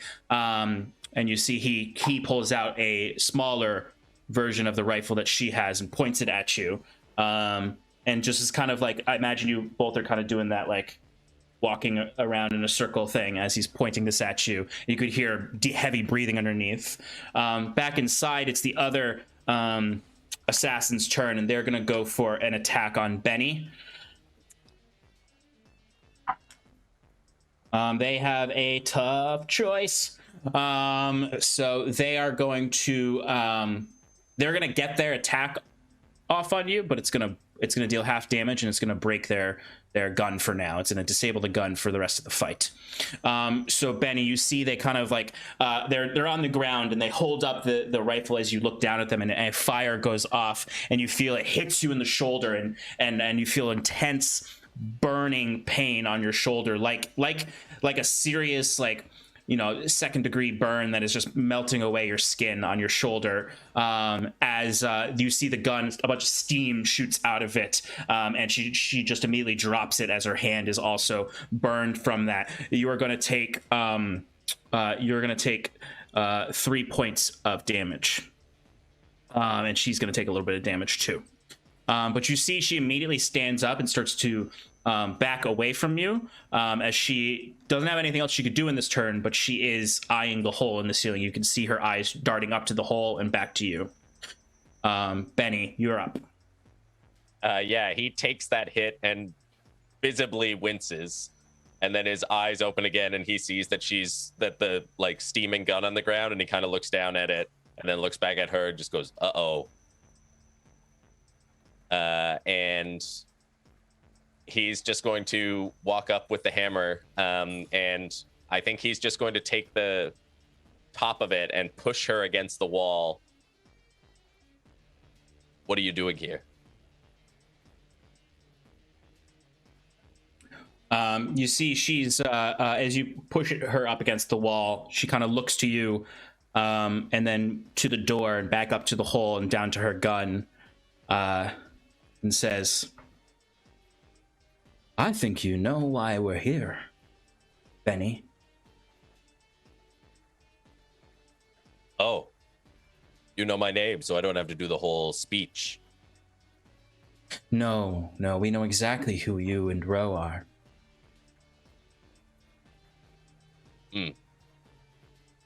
And he's, I just saw you do a little bit of mental math there. I think 2 + 2 = I'm about to paint this room with your head.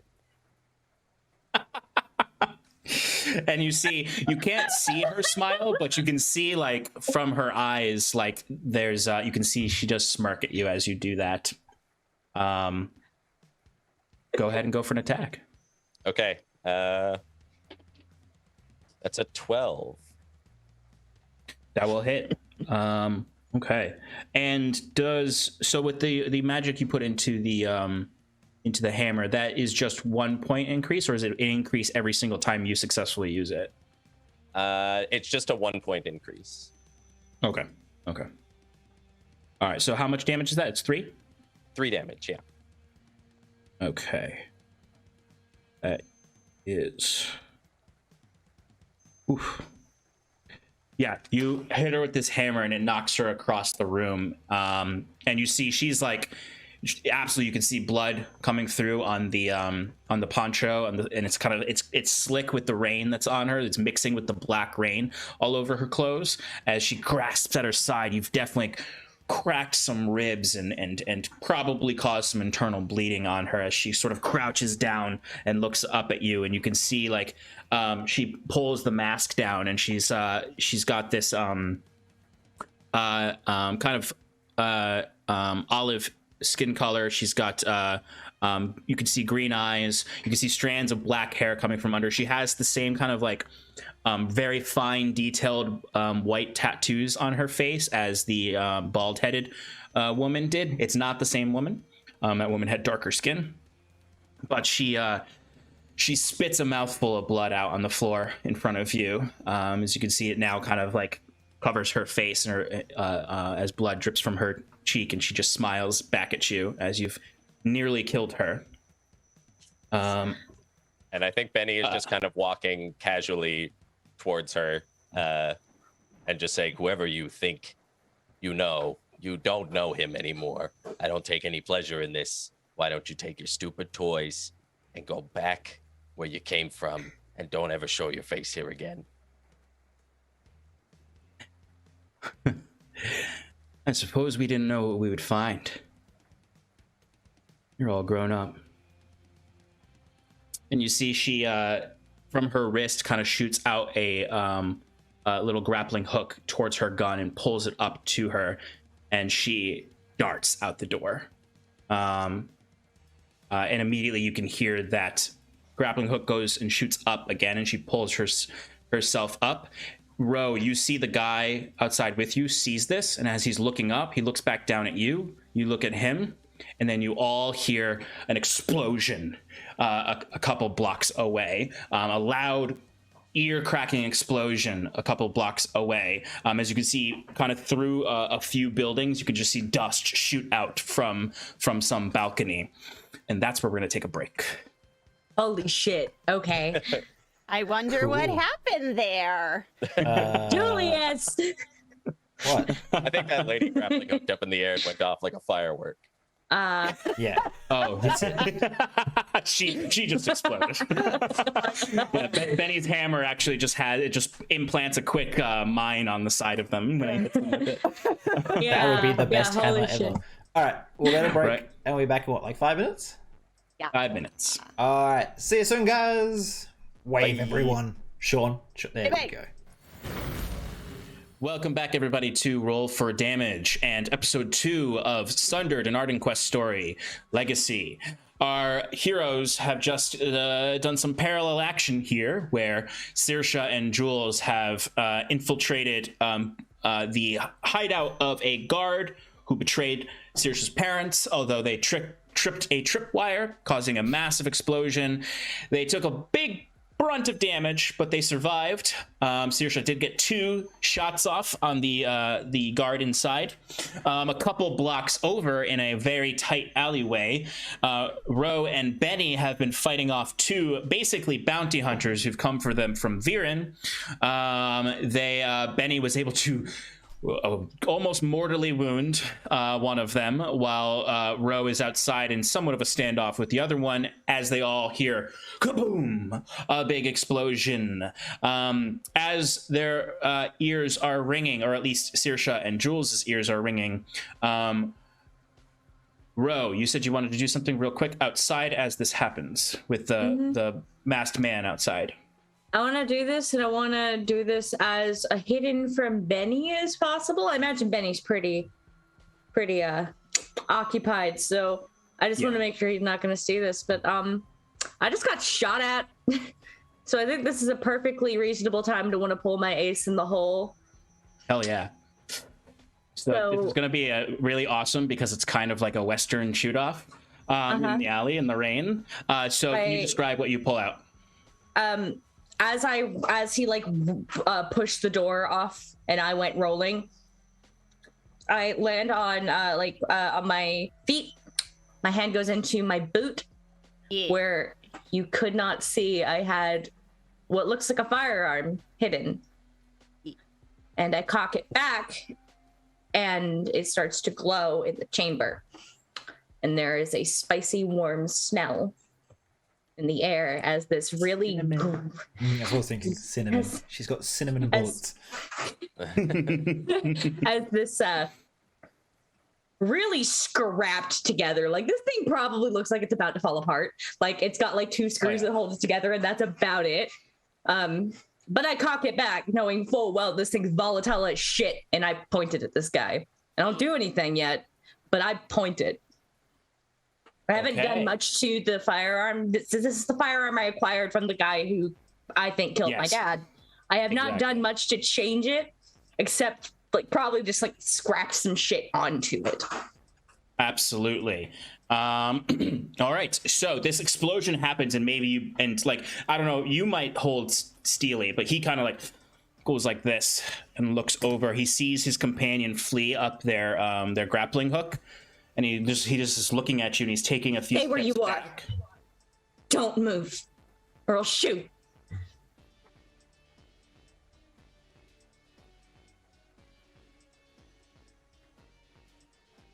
Pull down your mask. He goes to reach for his mask, simultaneously seemingly dropping his gun. Pull it down. He pulls it down,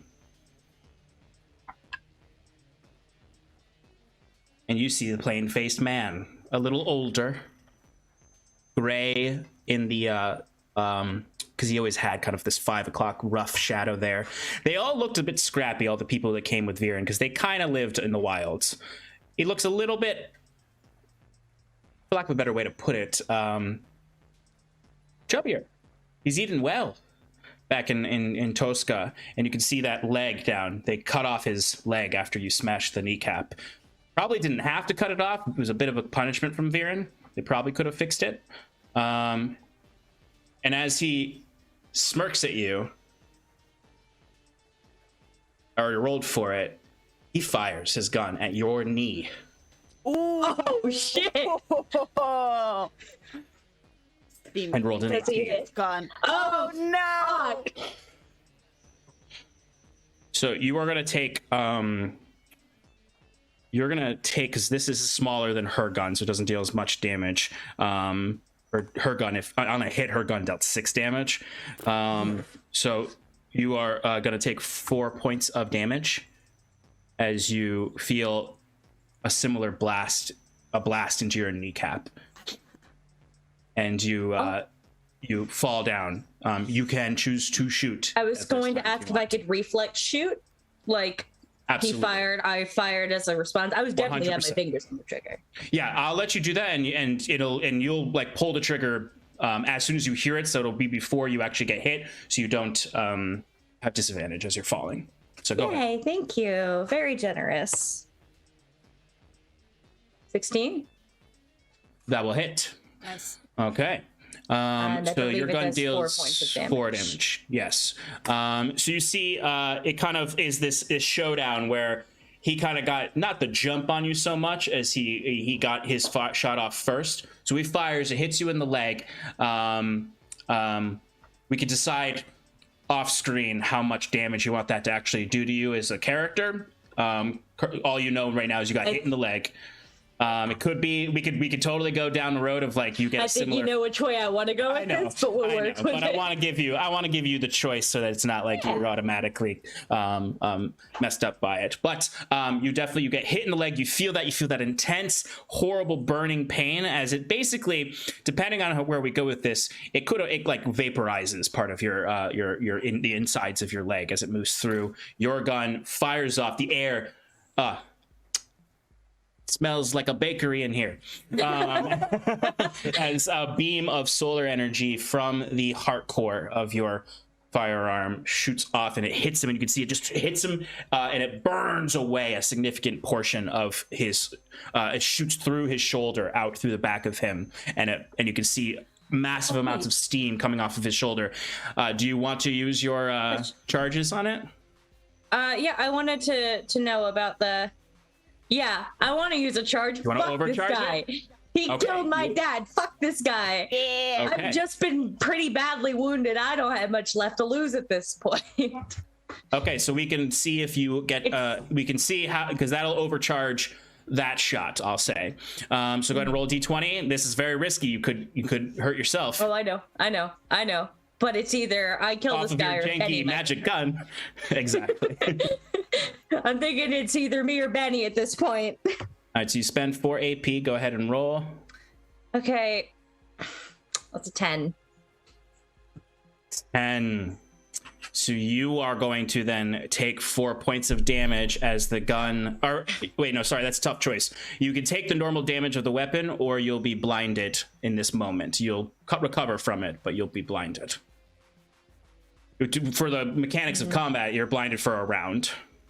Can I justify using a d20 to help me make this choice? Because I like both options. Like roll 1 to 10. Entirely, absolutely. I'm gonna do that because I'm an indecisive. Let's let the okay. I'm taking option A.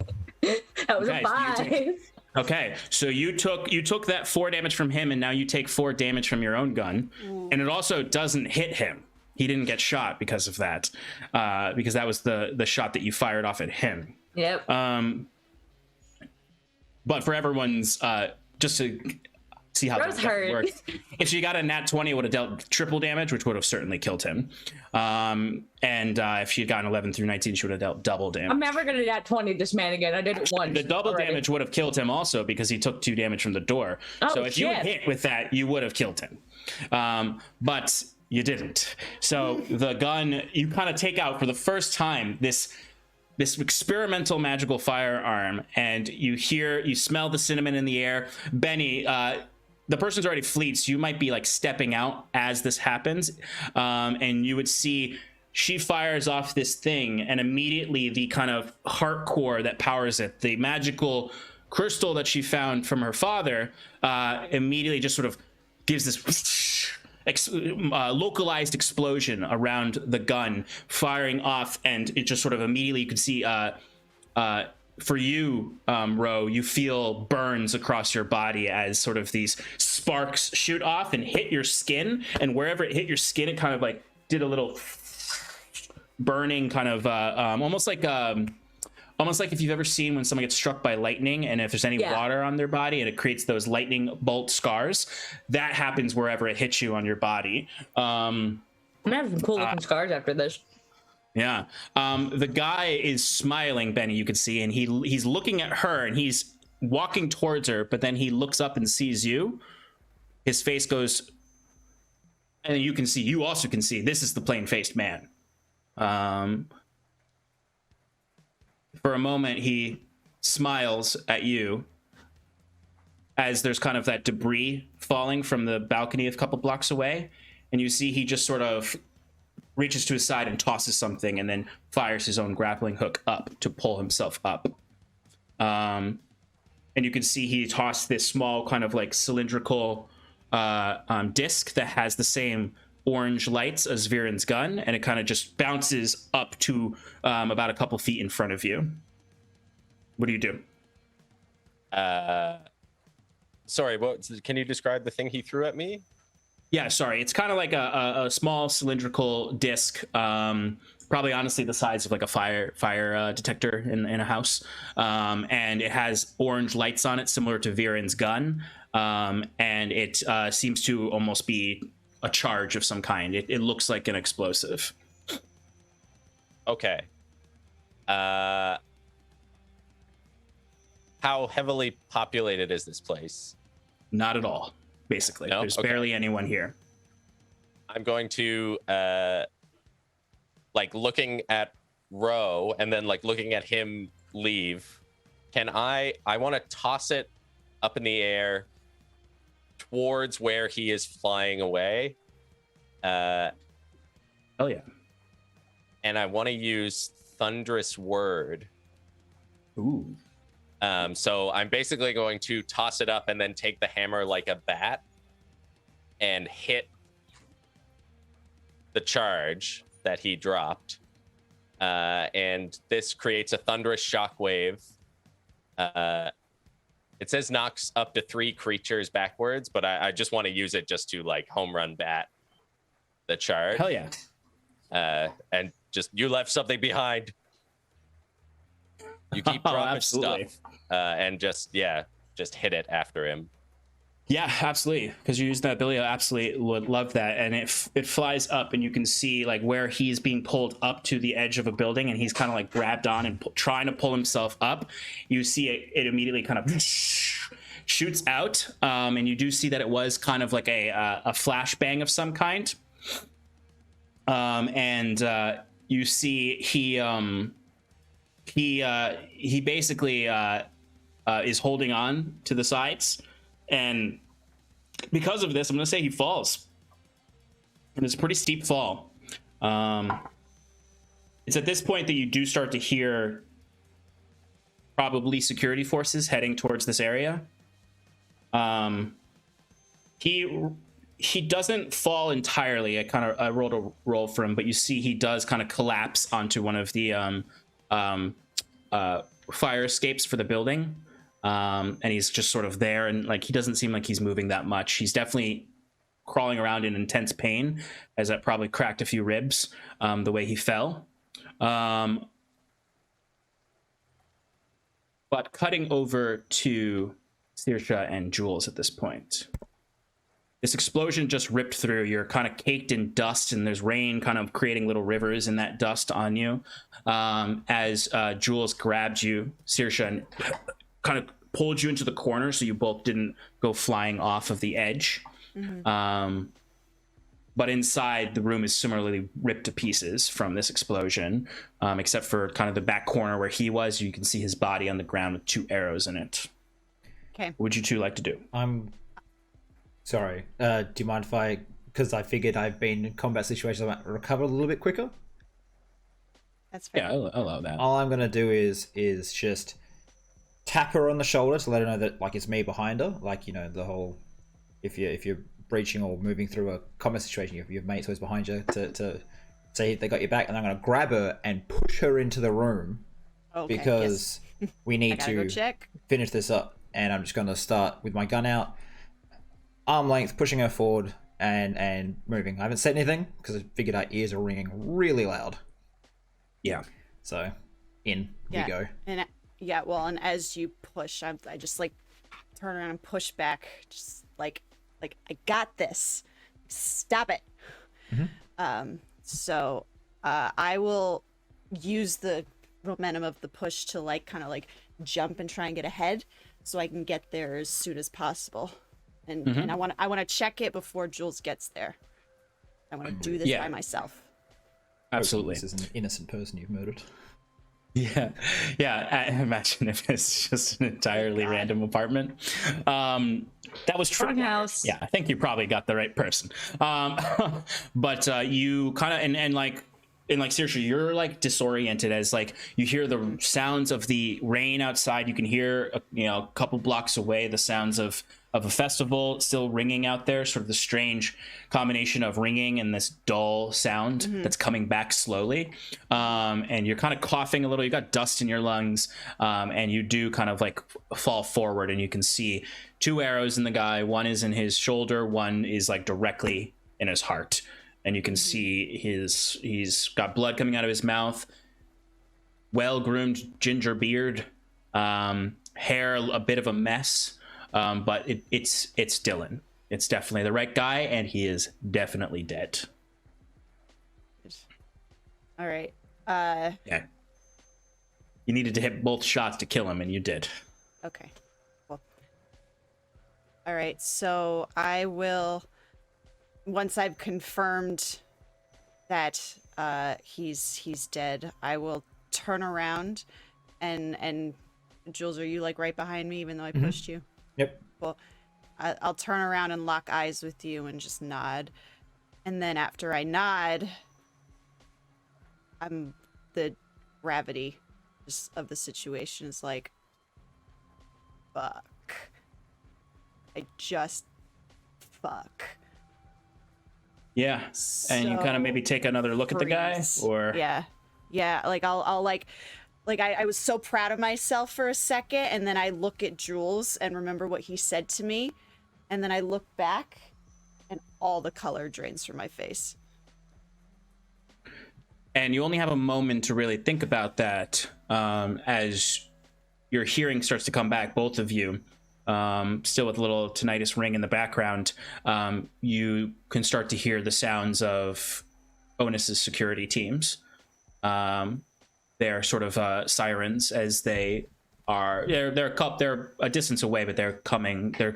They're encircling down, bearing down on this location. As you can hear, the music stops at the festival as everyone heard an explosion a couple blocks away. So you also hear some screaming down there and commotion. What are you to do? I'm just gonna pat the guy down quickly, see if he's got any weapons or ammunition or anything of that at all that we can just scavenge. I'd say he would have you kind of look around very quickly, and he seemed to be hiding out here. You notice he wasn't alone hiding here. There are 3 cots in this one kind of bedroom area, with most of the stuff is not. You see that there was probably equipment here, but it's all been taken by someone else. He has a very he basically has a knife on him. The knife has, if you look at it quickly, it's not a normal knife. It does have some of those orange lights on it on the sides of the blade. That seems to be the only weapon he had on him. You do see probably a half drunk bottle of booze that's on the bedstand. He seems to have probably been getting drunk here, maybe a little bit of misery, maybe a little bit of guilt, maybe a little bit of anxiety. Thank you, Gut Punch RP, for the raid. Was there any other materials for the tripwire, grenade? Yeah, I imagine there's a few. There's kind of like a workbench there where you can see some tools where they had made the tripwire, and I would say there's like I'd say there's one more charge of whatever they had there. Okay, I'm just going to carefully pack the charge into my bag with the bottle. I'm going to, depending if it's going to take me more than say like 5 seconds to get that belt off him, I'll just cut the belt so I can just take the knife and the scabbard, and I'm going to throw that in a pouch. And then I will grab Cersei, what the hell? Sisha, by the, where the hell was my head at? By the shoulder, and I lift her face, and we're like, we have to go. You can't be losing your shit now. We got to get out of here. Just not speaking, pale, so pale, and Get to the fire escape, wait for me at the bottom. Go. And this knife, actually, it's got glowing lines on it. As morbid as it sounds, I'm going to test it because I want to know what it does. I'm just going to take the blade out and just push it against the guy's neck, like a double tap confirm kill sort of thing. Yeah, absolutely. When you do that, you find out that the dagger has a secondary effect where as soon as it kind of like is punctured in and there's sort of a thrust with it, and anything kind of like it feels that impact, you see kind of the air. Well, no, these aren't magical, so there's no cinnamon smell. These are technical, but there is kind of a immediate electrical charge that shoots through the body of the man. Okay. And as far as purposes of combat, it deals extra lightning damage. Yep, cool. So I just see him jolt a little bit. I just scrape the knife clean on the man's shirt, and then we are getting the fuck out of here. Absolutely. So, go ahead. Just before we get out, I'd like to just turn to the side and vomit. Thank you. I was hoping you'd puke. But no, as soon as you get to the bottom, like, do you want to do that when you get to the bottom of the steps when you're kind of alone and shaking in the rain? Yep. Yeah, that works. And just like a hand against the building, and just like my other arm just around my stomach, and just like I can't move right now. Like just total shock. Have you got you've got a quiver with like a strap across your chest, I imagine, or something similar? I'm just going to grab onto that strap and just start pulling you along like we gotta go, and I have my gun held low ready. Okay. So as you two start to run through the alleys, you would kind of very quickly moving through, you would take a turn, and you're kind of squeezing through a tight alley.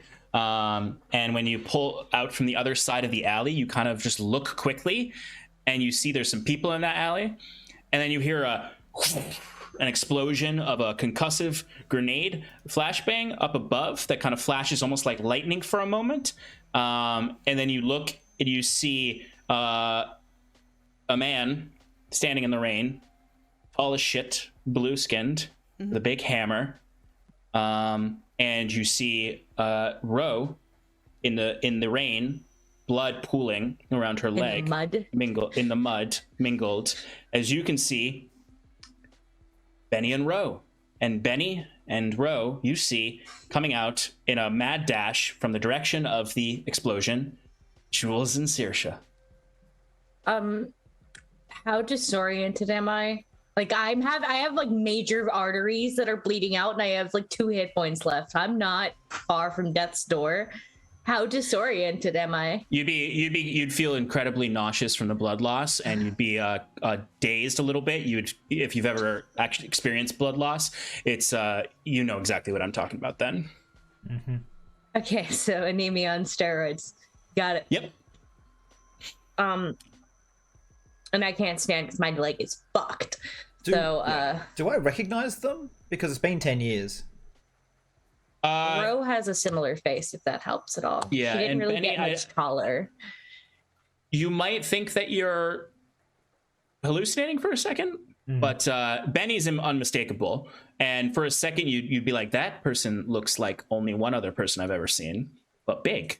And that's that. Like I imagine that's exactly what like quickly goes through your head. Like you would recognize them, but it would be incredibly confusing in that moment because you have not seen them in 10 years. It would take you a moment to get to that from A to B. Saoirse, you might have a better time of doing it, but you're also kind of in a somewhat of a fugue state. Yep. Like you might even retreat into it, like recognizing them and be like, I'm a kid again, this is not a problem, I didn't just kill someone. Yep. Yep. But you would easily recognize an adult Benny and an adult Ro. It would also be equally as confusing for you though to see them. Can I put my gun away? Yeah, definitely. Put it back in its holster. I don't like having it out a ton. I like imagine I'm like I put it away and then I like unscrew my flask and start pouring alcohol on the wound to try and clean it. Where are you wounded again? My knee. And is that just it? Your knee and your I think that's the only way I got. Yeah, and I'm burned. I'm very clearly burned. Like I've got nasty burns up my arms and on my chest. And she's actually like bleeding out right now. Yes. I'll say. Go. No. Yes. Go. Hey again, kids. Biggin, protect her, and I'll just throw a tourniquet around Ro's leg, and then sort of just like put a hand under her, like roll across her body to get her across my shoulders, and then just like step up, and it'll hurt a little bit, but it's also gonna get you moving away from here because we've got to go. I'm too weak to even do anything. I barely know what's happening right now. I think I know I'm in panic and somebody's picking me up, and I'm probably trying to fight it, but I'm not that strong right now. I'm missing a lot of blood. Yeah, I'm pretty sure there is a moment where you stand up and Benny is not letting you pass. I don't think Benny knows you. Yeah, it's fair. You would have seen me That's like true, yeah. Yeah. through town a long time ago, but not actually know me. And he would just kind of be like backing up towards, I guess, like seeing you with the tourniquet. He might kind of step aside and be like, Do you know who I am? Like, would you, if you saw me, would you recognize me? Maybe recognizing you now. Yeah, just like trying to put things into perspective. We don't have time for this, kids. We have to move. He's right. You would see on the up the alleyway towards the street. You would see someone kind of skids across the road out there, kind of like out, like skids through the mud, and they almost trip and fall. And then they kind of like push themselves up, mud on them, go rubbing it off, and they come running in there, out of breath. They stop as soon as they see Jules with a gun, and Benny's hammer. You can see this person is probably like, they're probably your guys' age, not Jules, but the other folks. Probably Saoirse and Ro's age. Very young looking face, very kind of messy Caesar kind of haircut, with these brown eyes and a tan skin. They have what looks like, you would all, since you spent some time here, you can recognize kind of Onesian authorities. They have kind of like a tabard on that has this emblem that sort of looks like a willow tree on the front with this very lovely forest green color, except it's covered in black mud. And he has kind of like this very purposeful leather armor on. And as he sees you kind of like getting ready to leave, he'd rush in there and he'd be like, wait, don't go. The security forces are coming, but I know who you are. I'm a friend. Come with me. I know it sounds weird, but come with me. I know of a place you can hide, not too far away.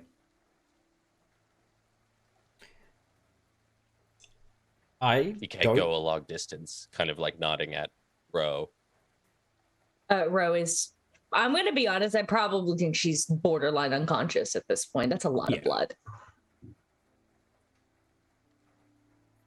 If you're lying, you die first, and I follow him. and kind of to if you he walks past you, not he wants to bring you deeper kind of into the alleys, and not to the streets, and he looks and he says, I know this is weird, but I heard the explosion. I knew that you were at least you two were here. I don't know how I can prove anything to you, but I know I work with Dr. Kellen. She worked with your father. And he looks to you, Saoirse. And then to you, Ro, actually, and yours too. Barely comprehending that. Someone will have to give me the recap later. Yeah, I think Yeah, we're all that's just true. I forgot that following you're him as almost- he's like, stammering and trying to explain himself. We're just like, get us out of here. Yeah, no, 100%. He does not fully understand the gravity of the situation. He just wants to help you. If he stops, I'm just gonna kick him forward. Like, go. Definitely happens. Like he's walking backwards trying to explain this to you, and it's slowing you down, and you just kind of like, I imagine, shove him to around and just like go. Swing Ro like a bat. Please don't. Ro has a broken leg. But that's where we're going to cut to a Viren vignette. Ooh. Fuck you been up to 10 years, buddy.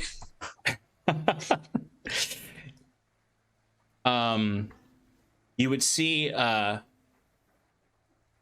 we would see a similar rain pouring over Tosca. Viren stands on the balcony outside of Owen and Ashling's bedroom. Same place Ashling has many times nodded down to Jules and Saoirse training. And he's looking over Tosca, which from this perspective, 10 years later, you can see the factories have been vastly expanded. And there are fire plumes leaking out of many of them of excess energy, or energy that's not usable. So this landscape, it's the same, but there's these thick, where you had these thick smog clouds from the heaters that you all used. Now there's just these thick fire plumes that shoot out of several factories. As you can see, the town has expanded. And he's just sort of immediately kind of takes a quick inhale from his medicine. And then steps inside and walks down to the Great Hall, where he returns to that seat between the two tombs. Seems to be where he has put himself in his kind of throne in this as the new arc. As you can see, the bald-headed woman who now has kind of she's grown her hair a little bit, but the sides are still completely shaved, and now it's kind of in this kind of floppy mohawk that comes down to the side of this bright blue hair that's been dyed. And she's holding one of those weapons that you all saw in the alleyway, as she turns to him and says, "The doctors are here. Dr. Kellen doesn't seem too happy with your latest suggestions." Oh, well, I could have predicted that.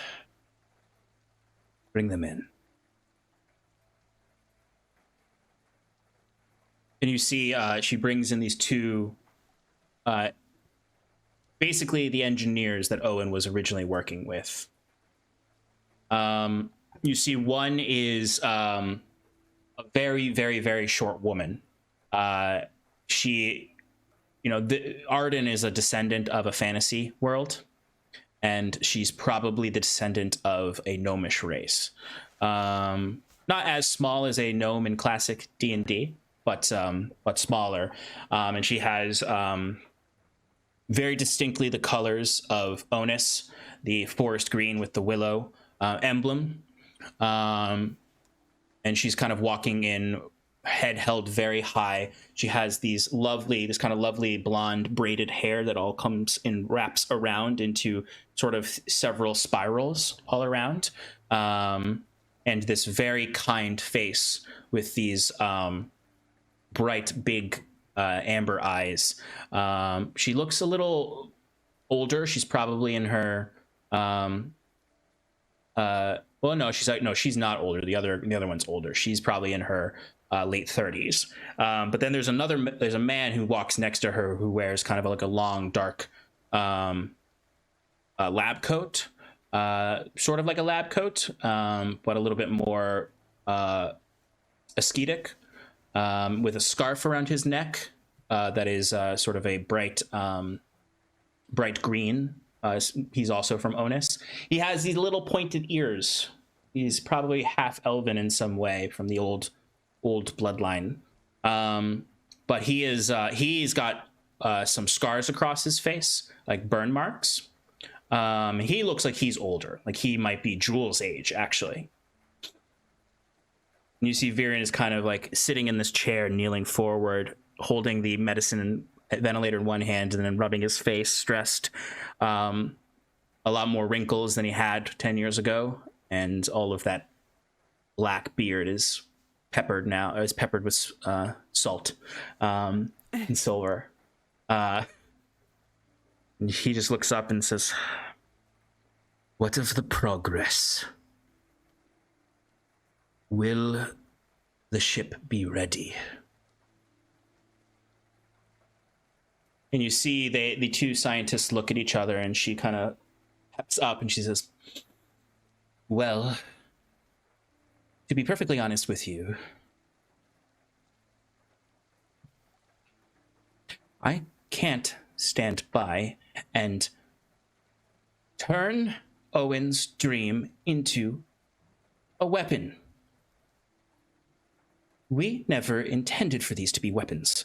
We never intended for a war to be fought with them. They were meant to explore, to find new places for the people to escape." You see, he's like, "And they will do that once Numenosium is defeated. You don't think they can't chase you if you run. It was Owen's problem always. He always ran from the problem. Now we have a plan that will change all of the Arkhams. You signed on, Dr. Kellen, 10 years ago. And I became Ark.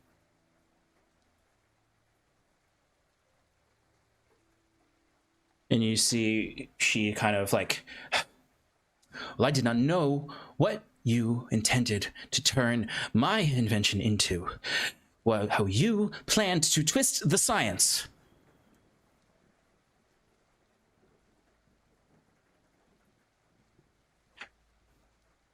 And what of you, Baldwin? Do you agree with Miss Kellen's conclusion?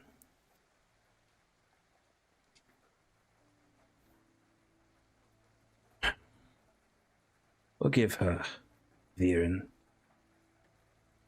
She's young. You see, she kind of like has a disgusted face as she looks up to him. These children, they do not understand what the world was like before,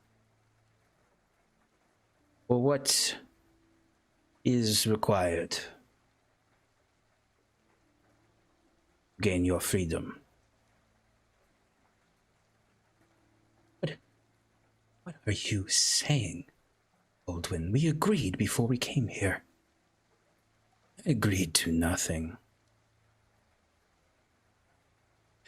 I think it's settled then, Miss Kellen. I think you had resigned from this project. This is not your science anymore. Dr. Oldwin, this is your project now. Helena, please escort Dr. Kellen out the keep.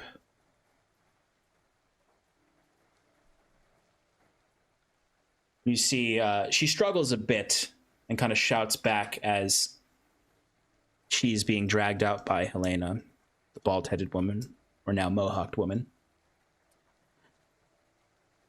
And this man, Oldwin, steps forward to kind of talk with Viren. I think that we can advance the program further and make up the time that we lost by not having Aiden's work. In a couple of weeks, maybe, we'll have a gunship ready. Or at least a junked one that can complete the mission that we talked about. Do whatever you need. Whatever you need, we'll get it for you.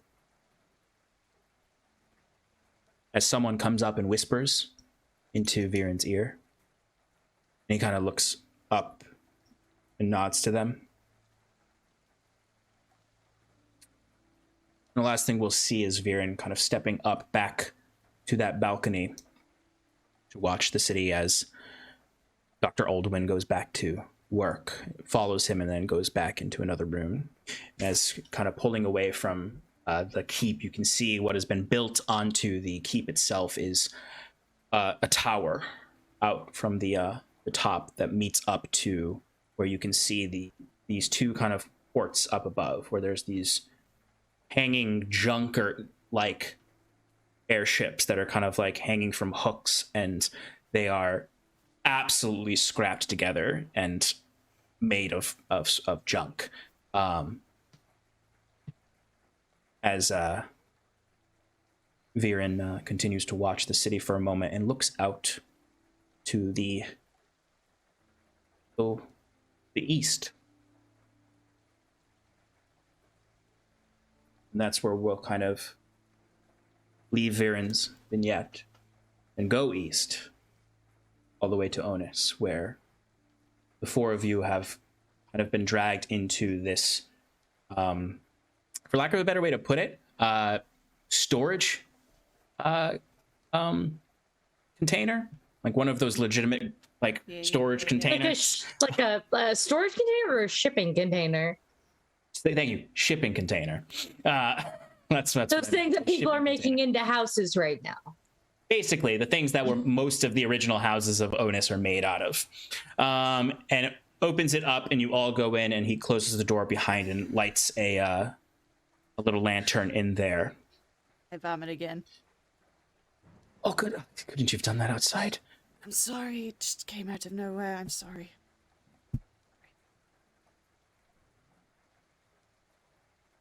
And he'll kind of slowly walk over and look to Benny and Jules after they put Ro down. And he's like, I have some experience with wounds. Do you mind? I just walk away and go to Saoirse. You're muted, Mike. Yeah, Benny's just like, help her.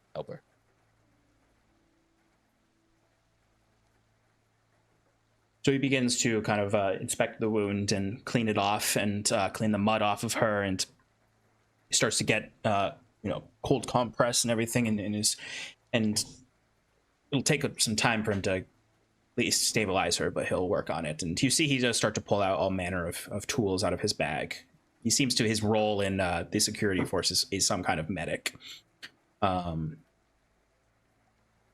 And Benny is sitting next to him while he's doing that, and just kind of like holding a hand over like the worst of the wound, and is just saying like, hey now, come on. Wake up. Who's gonna feed your little junk rat? I can't look after him. He doesn't trust me. Tries to eat my hammer. You got loads of purpose left. Come on. And I'm actually going to use Oblation. And I'm going to transfer 4 of my hit points to Ro. Oh yeah. As you see Benny's face, like that, the fullness starts to give way and he sort of hollows out a little bit. And even he is a little bit surprised by it. But when he takes his hand away, it actually, like, the skin, the rough kind of granite-like skin of his arm kind of cracks. And a lot of the major holes have been filled with this, like, blue granite. Ooh. Interesting. Ro, you would feel a sudden stabilization happening to you where the nausea goes away. You still are achy and in pain and your knee is still killing you, but there's a significant rejuvenation that happens with this. And you'd actually see this stranger is kind of like starting to work on the knee and then kind of like, whoa. Well, they weren't lying about you all. I just kind of like roll my head over because I'm still probably super disoriented, and I just look at Benny, and then I just let my head hit like the tin floor as I think finally pass out. Now that I see that Benny is safe. Absolutely. Are we counted as regrouping at the moment? Yes, I would say yes. Okay, so I'll be talking to Saoirse, and I'll also use Summon the Blood, which is anytime you're regrouping, when it's finished, they heal an additional 3 HP. So that's a one point to do that. And I'll just be sort of like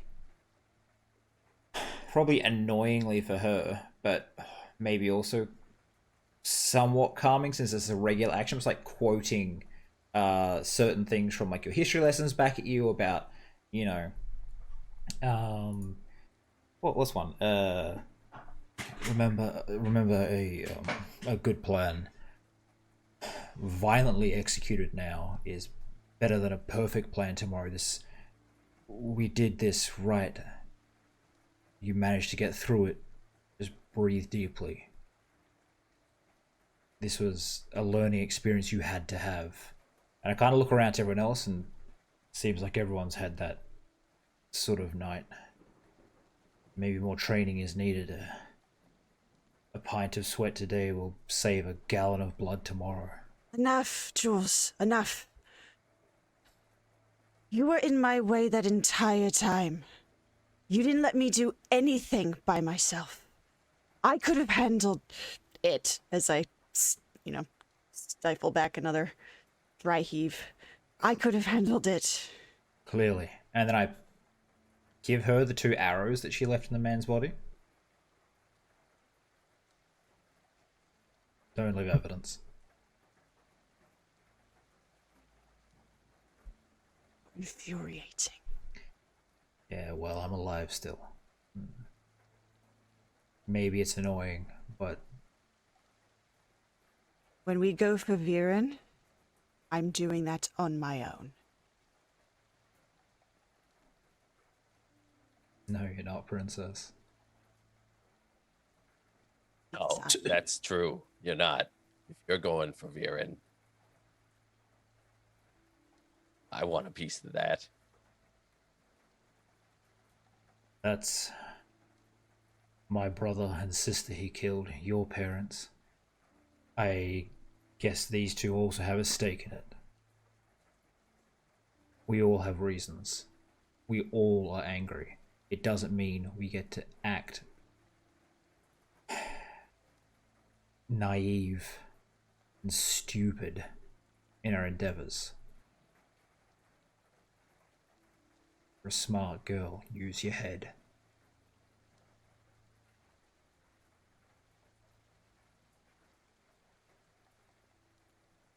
Turn around and walk away. not very far to walk away in this. I don't care. I still turn around and walk Shipping away. container. Okay. Isn't sits in the corner. Yep. As you do that, you would see. Go ahead. I was just saying, I'm not really gonna let her, like, after what she's been through, I'm probably gonna, like, follow quietly. I won't say anymore, but I'm just not gonna let her, like, sit there and break down either. I'm just gonna make sure she's okay. Go away. I don't want to be near you right now. Just give me Look some around at the size of the place, space. and then just step, like, one step back and sit down. I go outside. I want to be by myself. The stranger would immediately go like, "Oh, please don't go out there. These people are looking for you." I'd stop her from going outside. I'm like, I'm oath to protect you. You're not leaving. But he looks around and he kind of looks to you, Benny, as the only person not taken up at this point, and says, "It's true though. You're going for Viren, right? You're gonna go for Viren." Honestly, this is new news to me, but a very, yeah, we are. I could speak for all of us on that one. Good luck, Heroes unconscious right now. That's exactly why I came looking for you. Dr. Kellen had me watching you. She's gone missing, though. She went to Tosca and has not come back. She's supposed to be here.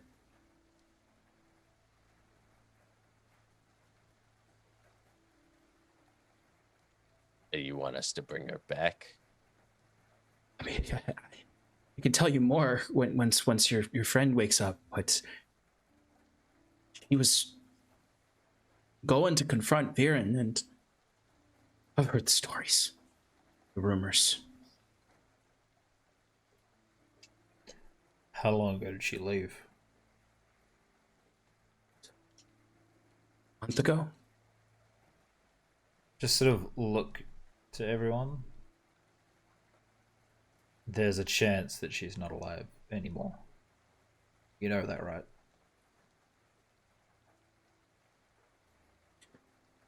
I didn't want to think about it.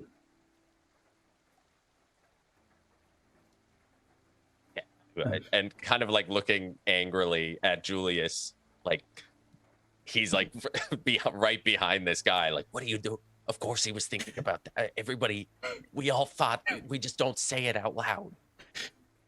Do you actually say that, or is this what you're mouthing behind? That's what I'm mouthing behind. Like, come on, man. I know it's not easy to hear, but you need to understand the seriousness of this. You asking us to extract her from the city? I don't know. I just figured.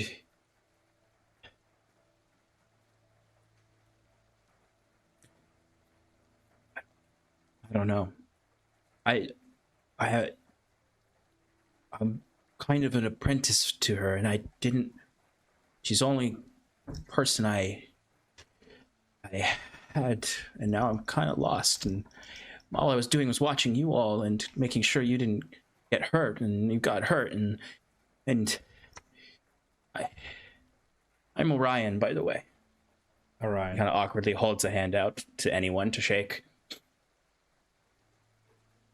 Benny will kind of reach around from behind him, and if nobody else is shaking his hand. I'll just immediately be like, Orion, like the hunter from Myth. Yeah.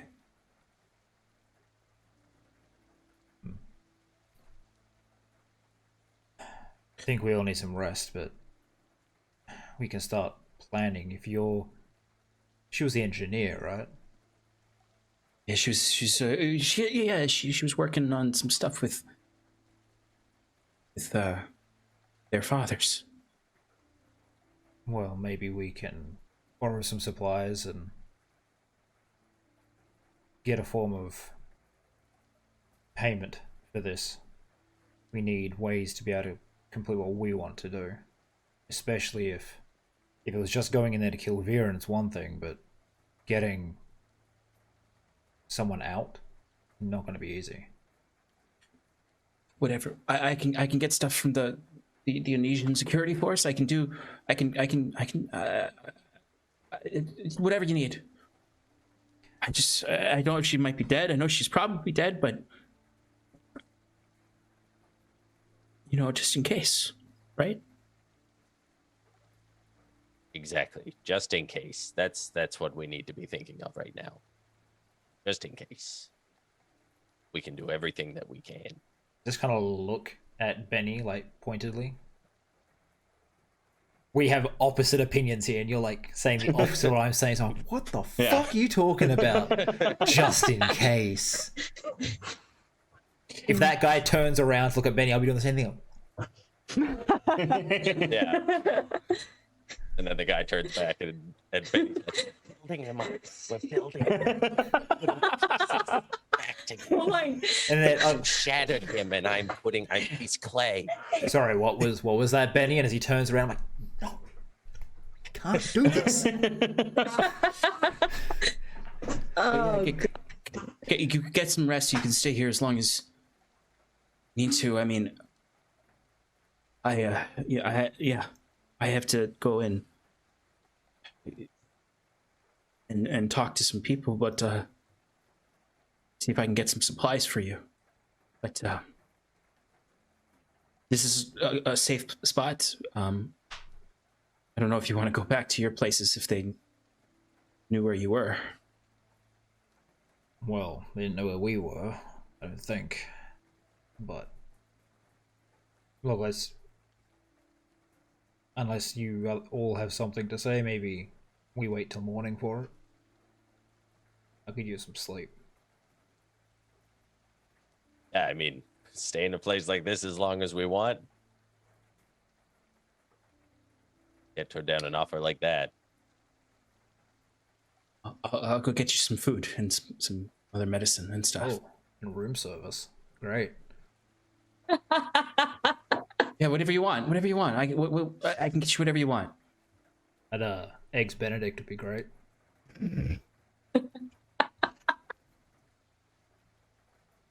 See what I Any can do. grapes? Yeah, Great. I think I can get you some grapes. I think there's some in the. Maybe something a little nicer than whatever she's been drinking, and kind of like tapping on the flask. You know damn well that there is just shitty whiskey in this flask all the time. Okay, yeah, some food, some booze. Yeah, She's still unconscious? whatever you want. Yeah, she's unconscious. She passed out. I will walk over and just take the flask and sniff it, but we don't need decisions made with this, and I'll just put it into my pockets. Like, she'll get it back later. Oh man, you don't know what you're unleashing. I will say But, one thing with Oblation. Oblation does say they recover the hit points and wake up if they're unconscious. He, I think, kind of finally went to sleep out of sheer exhaustion and Oh, okay. panic. Good times, yeah. But like she was holding, I feel like she was holding on to consciousness purely to know you were okay. She didn't know your status. She was holding on. And when she saw you were okay, she was like, okay, I can take a minute. But that's how she's been since we started traveling together. Okay. Okay, so as there's kind of a brief shimmer of outdoor light come in as he opens the door, he leaves it just sort of ajar for you if you want to close it or not, and you feel kind of cool air come back in, and he disappears running off. You hear his footsteps in the puddles out in the street as you're left alone to rest, having survived assassinating someone and getting blown up, and survived an assassination attempt on you, but reunified together with a singular hatred for Viren. That's where we're going to end tonight. Okay. Woo! Have plans for next session already. I'm getting my excellent. flask back from next session. Fuck you. You're still asleep. I had plans to do while you're Entire asleep. session. That sounds creepy. but Entire it's not. session. Entire session is just the two of them trying to get their flasks back. All right, so thank you everyone for hanging out with us tonight. We're going to do a quick round of favorite moments and goodbyes with your how to find you. No, we're going to start with Mike Farty, actually. Oh. Yeah, I'm Mike Farty. You can find me at the Wonders and Blunders podcast. That's our little symbol right there. It's very big in the background here in my real world. It's so big. Yeah, you can find us anywhere you find your podcast. We just finished our first season and we're recording our second one, so lots of time to catch up with the 100-something episodes of whatever season 1 was, which was absolute madness.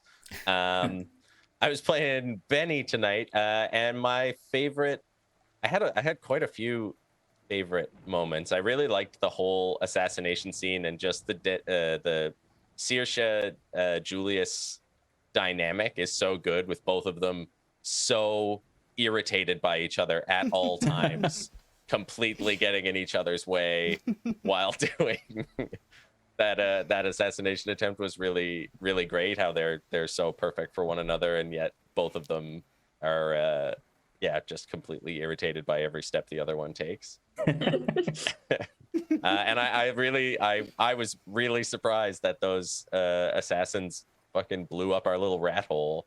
And yeah, that whole encounter was very fun. Awesome. Shannon. I'm Shannon. Hello. I've been playing Saoirse this evening. And let's see. I mean, classic line. 2 + 2, I'm about to paint this room with the inside of your head. That was fucking brilliant. The way you deliver your one-line, like, it's just so beautiful. And I love it so much. I thoroughly enjoyed the Viren vignettes. Like, I really like the idea of, like, characters don't know what's happening, but it's really compelling as a player to get like a cutscene. So those were really cool. That was a really awesome mechanic for tonight. Thank you. Oh, I'm from Paradise. I learned it from Stefan. Yeah. Oh, nice. See, Stefan. Does that He's also in our from home game. Paradise. That's cool. Paradise Productions. That's where the 2 of us are from. We play D&D on Monday. We got some other shows. I am a cast member and community member. I'm tired. Community manager. You're also a member. Huh? Yeah. You're also a member. You're a member of that community. Important one. For sure. Yeah. Oh, thank you. You can find me sruby25 on all social media, and this was just so much fun. I love Arden. I love the system, and playing with you guys is just so much fun. Excellent. Nova. Hi, my name's Nova. I'll do my favorite moment first. I think my favorite moment was myself and Benny having conversation behind that man's back. Happened right at the end. I found it very entertaining. Other than that, probably the whole, like, I'm trying to keep Saoirse on track. I'm trying to be like, we have to keep moving fast. We have to keep doing things.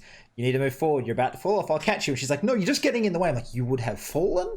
You wouldn't have moved into the house. You know, if there was anyone else here, you wouldn't have left the fucking house. But she's always like, no, stop it. So I'm trying to keep her on track. She just doesn't want to be on track. You keep telling me to do things by myself, and I'm trying, or you're not letting me. I've just got your back. It's fine. Yeah, so that. And yeah, I'm Nova, not from Paradise RPG. Nobody's from Paradise RPG because we're Paradise Productions.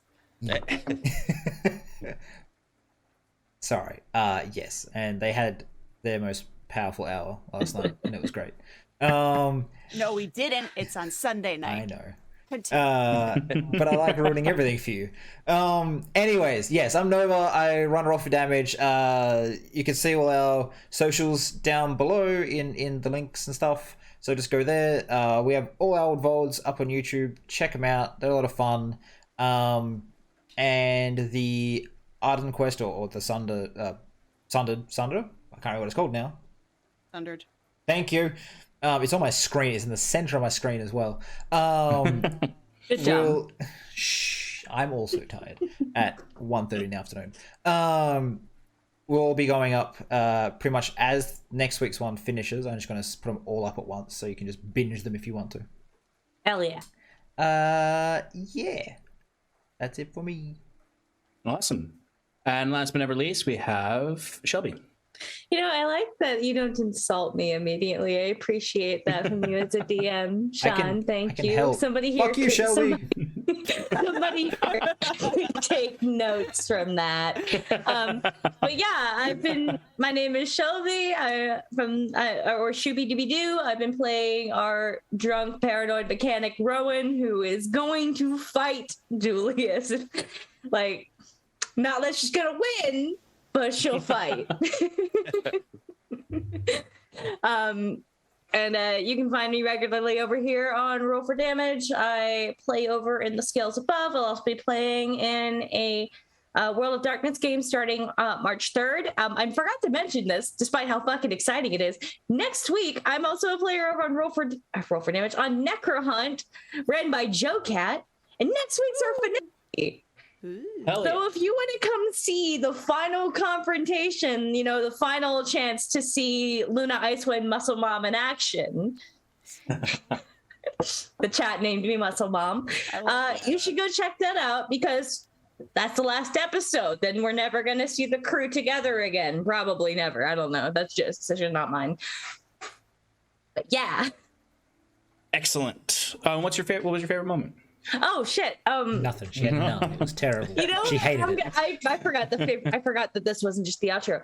I want to be selfish because I really liked that I had a Western standoff with the guy who probably killed my dad. Cool. Yeah. And that eye for an eye thing, because I knew in my head as soon as he dropped, I knew what he was doing. But Ro was so focused on seeing this fucker's face, she wasn't even paying attention to it. I knew, and I'm like, I know what I want to happen. But yeah, I think my Western showdown with Dad Killer. With the Dad Killer plain-faced man. That's his full name. He's an Arno killer. He's a dad killer. He's boring looking. Like, nothing's good going for a really strong career path in mind for him, and he's making me very proud. Exactly. All right. I have been Sean of Paradise. I have been many characters tonight, including that dad-killing bald-faced man. Not bald-faced, plain-faced man. The bald-faced man. And I'm also from Paradise Productions, where I am the creative director and DM for our flagship show, Advantage in Paradise.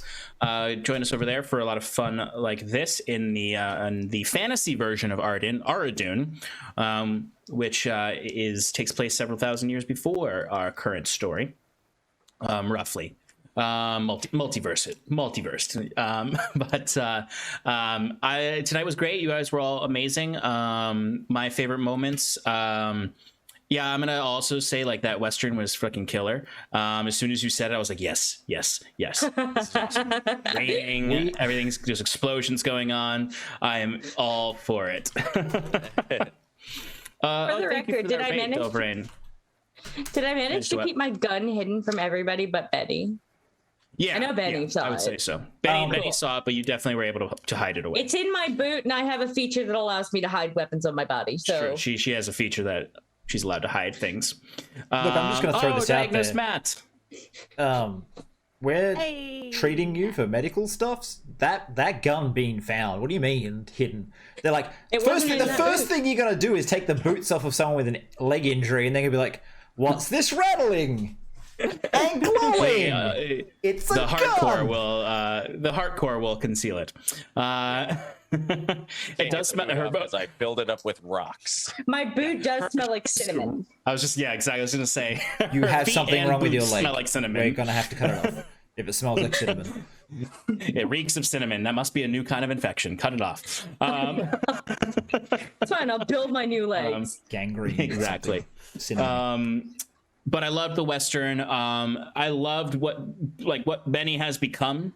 I just really like this this sort of like that beginning just sort of like protector, but also like absolutely like renegade in a certain way of just like like it's all or nothing right now for me. Like I'm in this and I have no pure purpose other than protecting my friend and vengeance. Absolutely just beating the shit out of that assassin, but also having kind of like a tit for tat conversation while doing it was really fun. I really liked that. Jules and Saoirse, just absolute mess that is your relationship is always fun to watch. That absolute kind of cold, pale-faced trauma that immediately happened to Saoirse upon killing that man was really great. I like the vomiting outside, the shaking, like it was really good.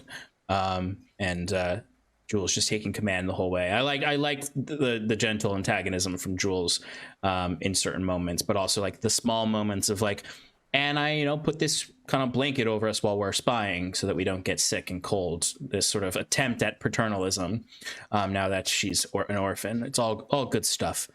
So thank you to all of you for being you. And thank you to our audiences for watching and hanging out. Those of you who dropped in towards the end, there's going to be VODs up this week of episode 1 and 2. Episode 1's a doozy, so definitely prepare yourself. And we will come back next week for the finale of Arden Quest, of Sundered, an Arden Quest story. Thank you, folks, for joining us. Nova, I think we are going to raid someone, right? We are. We're going to run a 30-second ad because it helps the channel out a heap, so please don't run away. It's only 30 seconds, and then we're probably going to raid Felix from, Dingo's partner, Dingo Doodles, that very small animator no one knows about, who didn't head up a very successful Kickstarter a couple months back. He's playing... Well, what did they do? Nothing. They did nothing. They got advertised by Critical Role is what they did. Yeah. Nah, it's never happened. But yeah, we'll probably go raid them. They're playing farmers. Some games, with Gothy, to play for Gothy. Hey. So anyways, stick around. We'll be raiding in about 30 to 40 seconds. Wave goodbye, everyone. That's an order. Jules commands it. Okay, I'm gonna stop just because you said that. You're a fucking monster. I don't believe you. Who let you in here? You did.